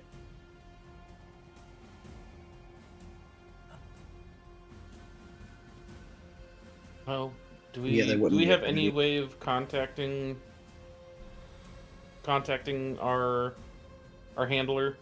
Got your Vox beats. You could contact your patron potentially. It would require a difficult report check to get through. well, I'll try and we need to get to ground first. Back to the hovel they've got us in.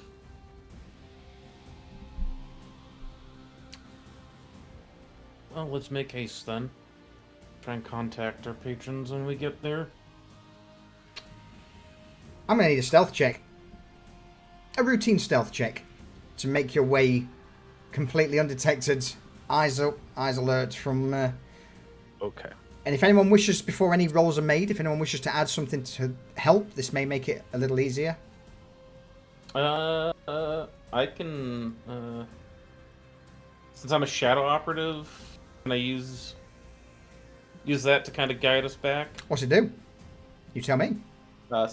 Stealth and deception have become second nature to you through your rigorous training and the dangers of past experiences. You ignore the disadvantage penalty on stealth tests due to your current subtlety. Sure, I will say that in this situation, your training kicks in. That will bump it from routine to easy. Anything else anybody else wishes to do? Yeah, familiar terrain. Hive. Fuck! I get advantage. Fuck! Fuck! All right, roll me a stealth check, easy, with advantage. Are we putting all of our eggs in one basket for this? So it's you. You do what you want to do. If anyone else has got other stuff that they wish to do, then by all means speak up or forever hold your peace. Arthos is a really good navigator on the surface. So he can help maneuver where there's gaps. God damn. All right. Sure. Roll me a stealth check. Let's add it in. 5, 6, 7 so far. What is it like? It's easy. No, yeah, it would be an easy stealth check at this point. No modifiers to SL. No modifiers to SL. Okay. Can I throw my augur ray in for use as well with this? How would you use it to help? You tell me. Then 5, pretty much just around where everyone is to avoid larger crowds. All right, yeah, sort of using it to scan, see where people. Absolutely. Yep. Give me the same. Okay. Serial, anything from you? Yeah, Serial has. Fuck off. Sorry. With his assassin training, he can move silently. Oh, of course you can. Of course you can. Yeah. I'm the only non-stealth character here, it seems. So with a total of, what's that, 5, 6, 7, 8, 9, 10, 16, 20. With a combined success level of 20, you easily manage to slip through the hive. Any enforcers are passed by with just deft aptitude. It's the old Skyrim thing of you make a noise and they walk around the area and like, something's not quite right here. It must have been the wind. Yeah. And again, even when it gets to large crowds, you blend in, move through without issue, and it takes you almost no time at all to find your way back to storage room 85 in the document archivum. As you all barrel through the door, close it behind you, Eosif also just drops to his knees, panting, sweat beading from his brow. Oh, what? Are we safe here? Are we good? Safety's a bit of an illusion, so don't get too comfortable.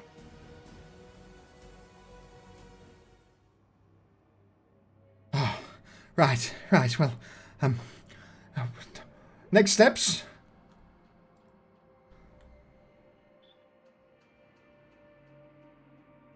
Make sure you're not bleeding.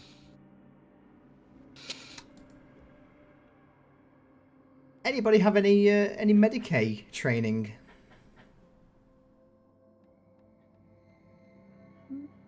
Not really.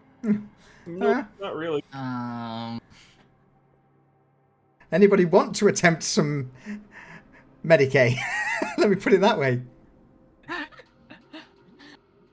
Well, I believe I was shot. I can try. Don't all jump at once. Mine's at 39, and I also still have my little pet servitors. Serval skull that hasn't had a setup yet. What's your servo skull? You've not activated him yet? You've not brought him out your pack? Yes. You know what? I'm going to throw him in as a Medicaid drone. Oi! Excellent. Decision has been forced for you. Cool. In that case, then, what's this look like as you all sit down? Obviously, you've not had a chance to activate your monotask servo skull yet. Norn, what do you do? Yeah, I pull him out of my back bag. do binary chant for activation and push a button hidden inside of it for it to activate. With it pre-geared up with all the Medicaid stuff that it normally comes with. In that case, then, I'm going to rename that to Medicaid Servo Skull. I'm going to remove all of the extra little bits that are no longer relevant. There we go. So you would all see this servo skull just take a brief moment, a few flickers from its eyes before a plethora of small appendages drop from the bottom. Blades, saws, scalpels. Looks at a first glance to be more like a torture implement than something of a medical nature. But do you want to throw up the medical or the Medicaid servo skull, please, and tell everyone what it does? Where are you? How do I kick him up? So if you hover over him, it should turn to a little dice icon. You just click that, and that'll throw him into chat. It's showing up as no uses left. Hold, it may be a GM thing. Because, of course it is. Norn. Of course it is. No, even I can't do it. So what I will do is... that. Done. Medicaid. Servo skull. I don't have permission. Fuck it. Anyway, just tell us. Read it out. What does it do? I'll sort it later. The whole thing that you want me to read out? Just the Medicaid part? Just the Medicaid part is fine. Skull is fitted with devices to aid in medical effects and grants +10 to Medicaid tests made within immediate range. And with this being downtime, that servo skull can move around to anyone. So anyone who wishes to do any Medicaid to sort themselves out or sort a ally out, you get +10 to your roll. And due to it being there, I will make it a routine check. Yep, I'm gonna do it. I'm gonna take care of myself as well. All right. Parthos can help. He does have some basic Medicaid training. Let's see. I think my skills. I have 35. If you're helping, I will add +1 SL to the roll then, with Harthos helping out. He will even help Crunk. Shockingly. 10 going to modifier? So basically the way it works with it being a +10, add in +2 SL, so you get 3 SL on your Medicaid tests. We'll do it that way. That's the easiest way of doing it. Did you say routine or no routine? Routine, yes. Routine Medicaid test. Minus. You just... you don't... I rolled the worst I could. I just rolled the worst I could, basically. So what I'm going to say is, Sariel, Kronk, you managed to at least extract any bullets or just patch yourself up. You, Midas, there's no ill effects. This is more for RP than anything. What's it look like? Well, he's been stabbed in the arm, so he's trying to look at it over, but he doesn't have like the proper tools on him, so he's just seething about it a lot. You know, every time he tries to like do something like poke at it, it hurts, so he just can't do anything. Can Harthos give it a try? Sure, why not? So Harthos comes over and kind of like he's going to look at Harthos. He's going to look at Harthos. Just on the surface, does Harthos look like he should know what he's doing? He is very confident, which is probably terrifying. And if Midas says something, he's going to be like, "How different is a body from a machine?" No, you say you're confident, and it's like, it's confidence is key. If you're confident, yeah, he'll let you. Like if you're confident, then yes, 100% he'll take a look. Go on then. Give us a roll, so Harthos. the eye makes a little like ticking noise as it like zooms in and out. Okay, so I need to make a Medicae roll. 3 SL. SL. Yep, and it's routine. 3. And then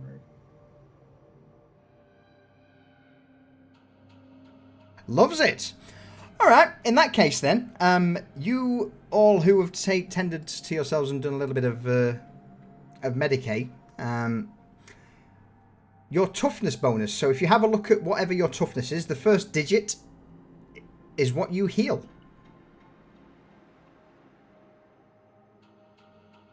Not that it matters because it's the end of, pretty much at the end, and you've got some downtime coming up, but it's a nice little thing. So yeah, Kronk, Sariel, you easily manage to tend to the few wounds, pull the bullets out, stitch it up, get it. It's sore. Don't get me wrong, but it's not a critical injury. It's nothing life-threatening. And Hearthlash, you tend to Midas, begin to stitch up the slash to his arm. The Medicae Servo Skull offers a brief moment of respite from the pain with its pain inhibitors and various stims, but you know for a fact it's going to be tender in the morning. You begin to collect up the evidence and bits and pieces from the investigation, the data obviously stored on the data slates along with the few scrolls that Norn you printed out previously. Is it go home time, gentlemen? Is there anything left you wish to do? Or is it contact someone? What's the plan? I'd say try to contact our patrons, or patron, and let them know we're late, but we're alive and we've got information. Whoever wishes to do that then needs to make me a difficult rapport check, please. Well, Midas wants to help with that because he wants to report to his patron, because his patron's very big on information. Mm-hmm. So yes, he'll help or try it on Yeah. his own. Whoever wants to do it, as I say, bear in mind, if you guys have got the same patron, which 3 of you do, you can add +1 SL to the roll, but for anyone else contacting other patrons, it's just a straight difficult roll. Yeah, if Contact mine. who's got the highest rapport skill? Not me. Go on, I have Hearthlash. 29. Okay, can I do the transmission for each individual person that wants to send something? Sure. It's Vox speed. It basically you be tune it in to your Vox speed. You don't have a Vox caster with you, hence why it's difficult. But yeah, absolutely, if if the others grant you their access codes to contact their patrons, then I see no reason why not for you to be the one to do it. All right, so if you want, I can try to reach out to. He'll see if anybody wants to take him up on, but he's gonna do his own. Well, let's have yours first, since you're contacting your patron. Old Ben. Old Ben. Uncle Ben. Oh, not Uncle, just Old Ben. Do I have anything that makes a difference here? You tell me.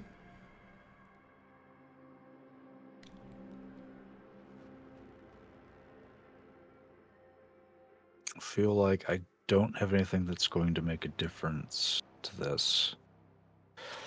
This might be rough. He's going to set up his comm leech.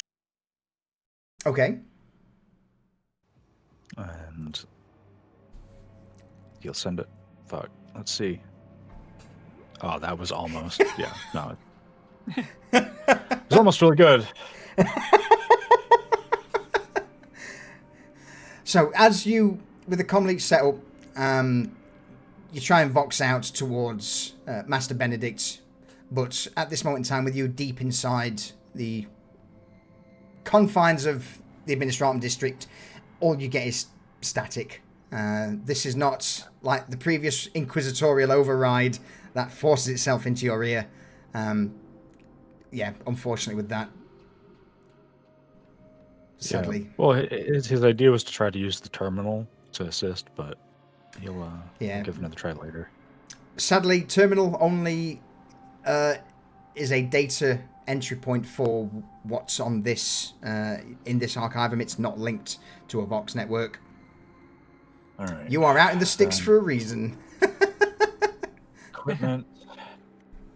Boxcaster. Harthos is going to try and contact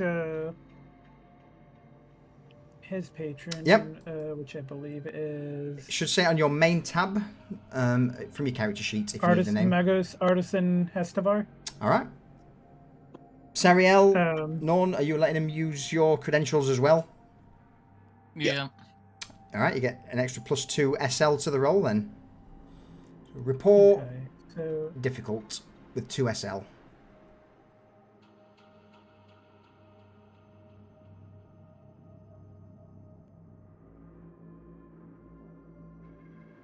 You gonna roll there, killer?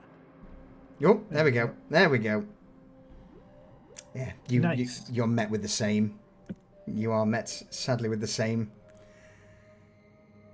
Well, I will try myself to reach Castellan.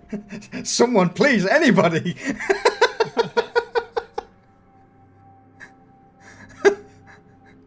It's static across the board. Unfortunately, none of you can seem to get through to your patrons at this time, as you're on your own.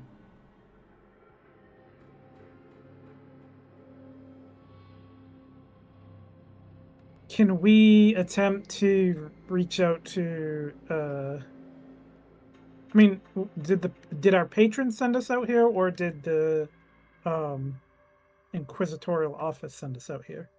That's far above your pay grade. Okay.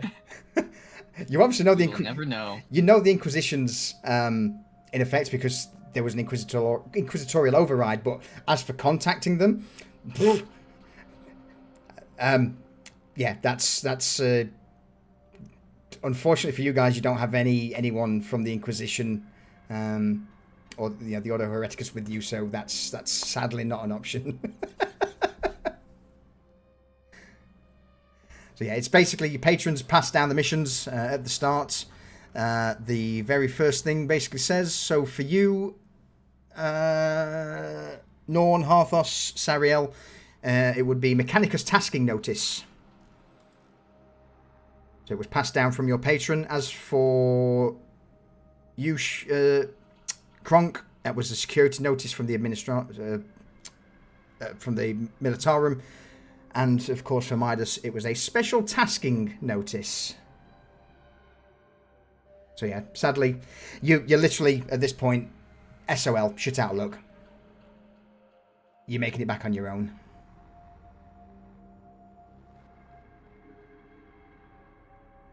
I think we take the night to rest here and then head back when everything's dark, right? Well, it's always dark. Well, cycle-wise, time-wise. in the early AM. I think we get on the train and just get out of here. Well, we need our strength back before we do that, and let's rest a bit, then go and inventory, equipment. We're at the end of the hall. Mm-hmm. That in the chat. Did it work? No, it didn't. So Midas is going to go into the hallway and screamer. And what, sorry? Case. A screamer. Okay. Yeah. Okay, yeah. It's a alarm. It's going to be a motion sensing alarm that doesn't function on sight, it focuses on motion. So if anybody comes down like Amelia, he's going to set it up in the hallway to, if anything moves like within like say 10 meters down the hall, it will start making the most god awful like alarm noise possible to alert them while they're resting. Love it. With the screamer set up, proximity alarm ready, you all settle in. Even Yosef just passes out in a corner from the adrenaline spike and dump. The rest of you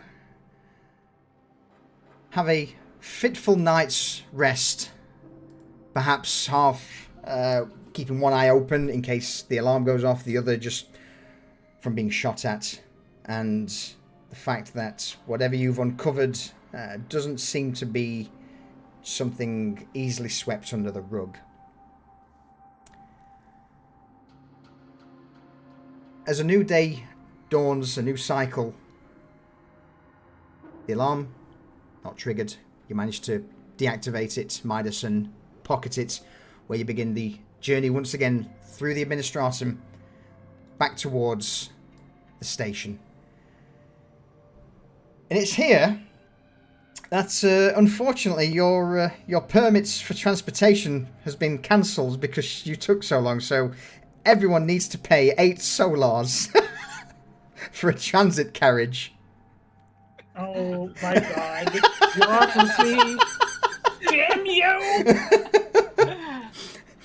It's just 8 solars. It's 8 solars to return. Yep. Frank will hand that over right away and just get on the train. Yeah, likewise.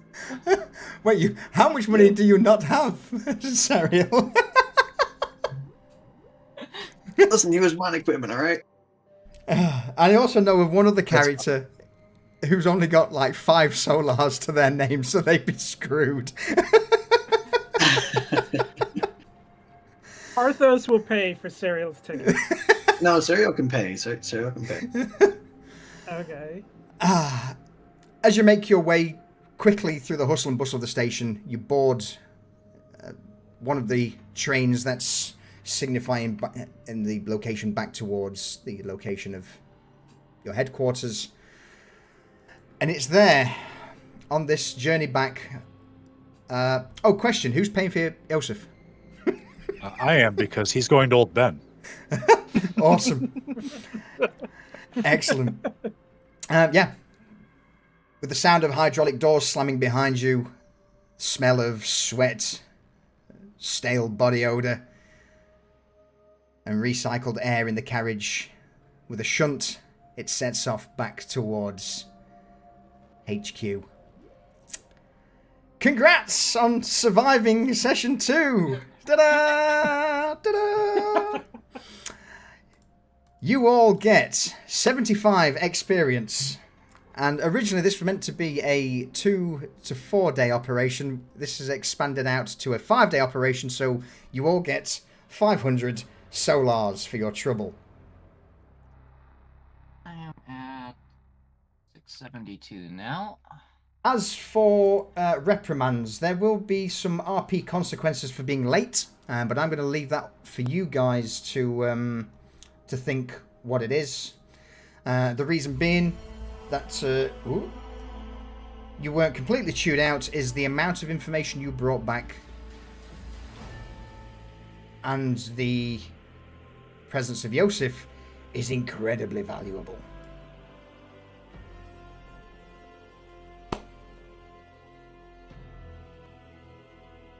Last but not least, who's I gone? Marvos? No, I can ask it later. Okay. In that case, then, yeah, we'll close it there. What do we say, everybody? Watch it. Watch it. Better luck next time watching us die. Yep. Might not be Chat. all of us next time. Chad, don't be our ops. Don't be our ops. Also, see you next time for Ashes of the Faithful. Whoa! All right. We'll go to the end screen. Everybody, thank you for joining us for episode 2 of Ashes of the Faithful. Prepperjack, thank you for the 5,000 bitties. Absolute mad lad. Champion. Durs, thank you for the gifted sub. Rayvon, thank you for the gifted sub. Divrek, thank you for the 40 months resub. Rayvon, thank you for the 100 bitties. Appreciate it. Ninja Bob, 1991, thank you for the follow. Where's Sheep, thank you for the follow. Oh man, we're still going. Vexing Cat, 30 bits. Thank you, sweetheart. Mwah. Steel, thank you for the gifted sub too. Culture Nerd. Wolf, thank you for the 25-month resub. And Dandos, once again, thank you for the sub and welcome in. No date just yet for the next episode of Ashes of the Faithful. I'm planning things out. I just wanted to run the first 2 sessions to see how things were, what people thought. So, yeah, keep posted. For those who are interested, there's the Discord link. If you want to be notified of when we go live. Other than that, tomorrow, 8 PM GMT, we have Corsairs of the Rift, our sci-fi D&D campaign. But yeah, I'm gonna bounce. I'm gonna leave you with the awesome music and find someone to raid. So again, everyone, thank you for the support. Enjoy the rest of your day, evening, morning, whatever it is. Ta-ta for now. And of course, the Emperor protects.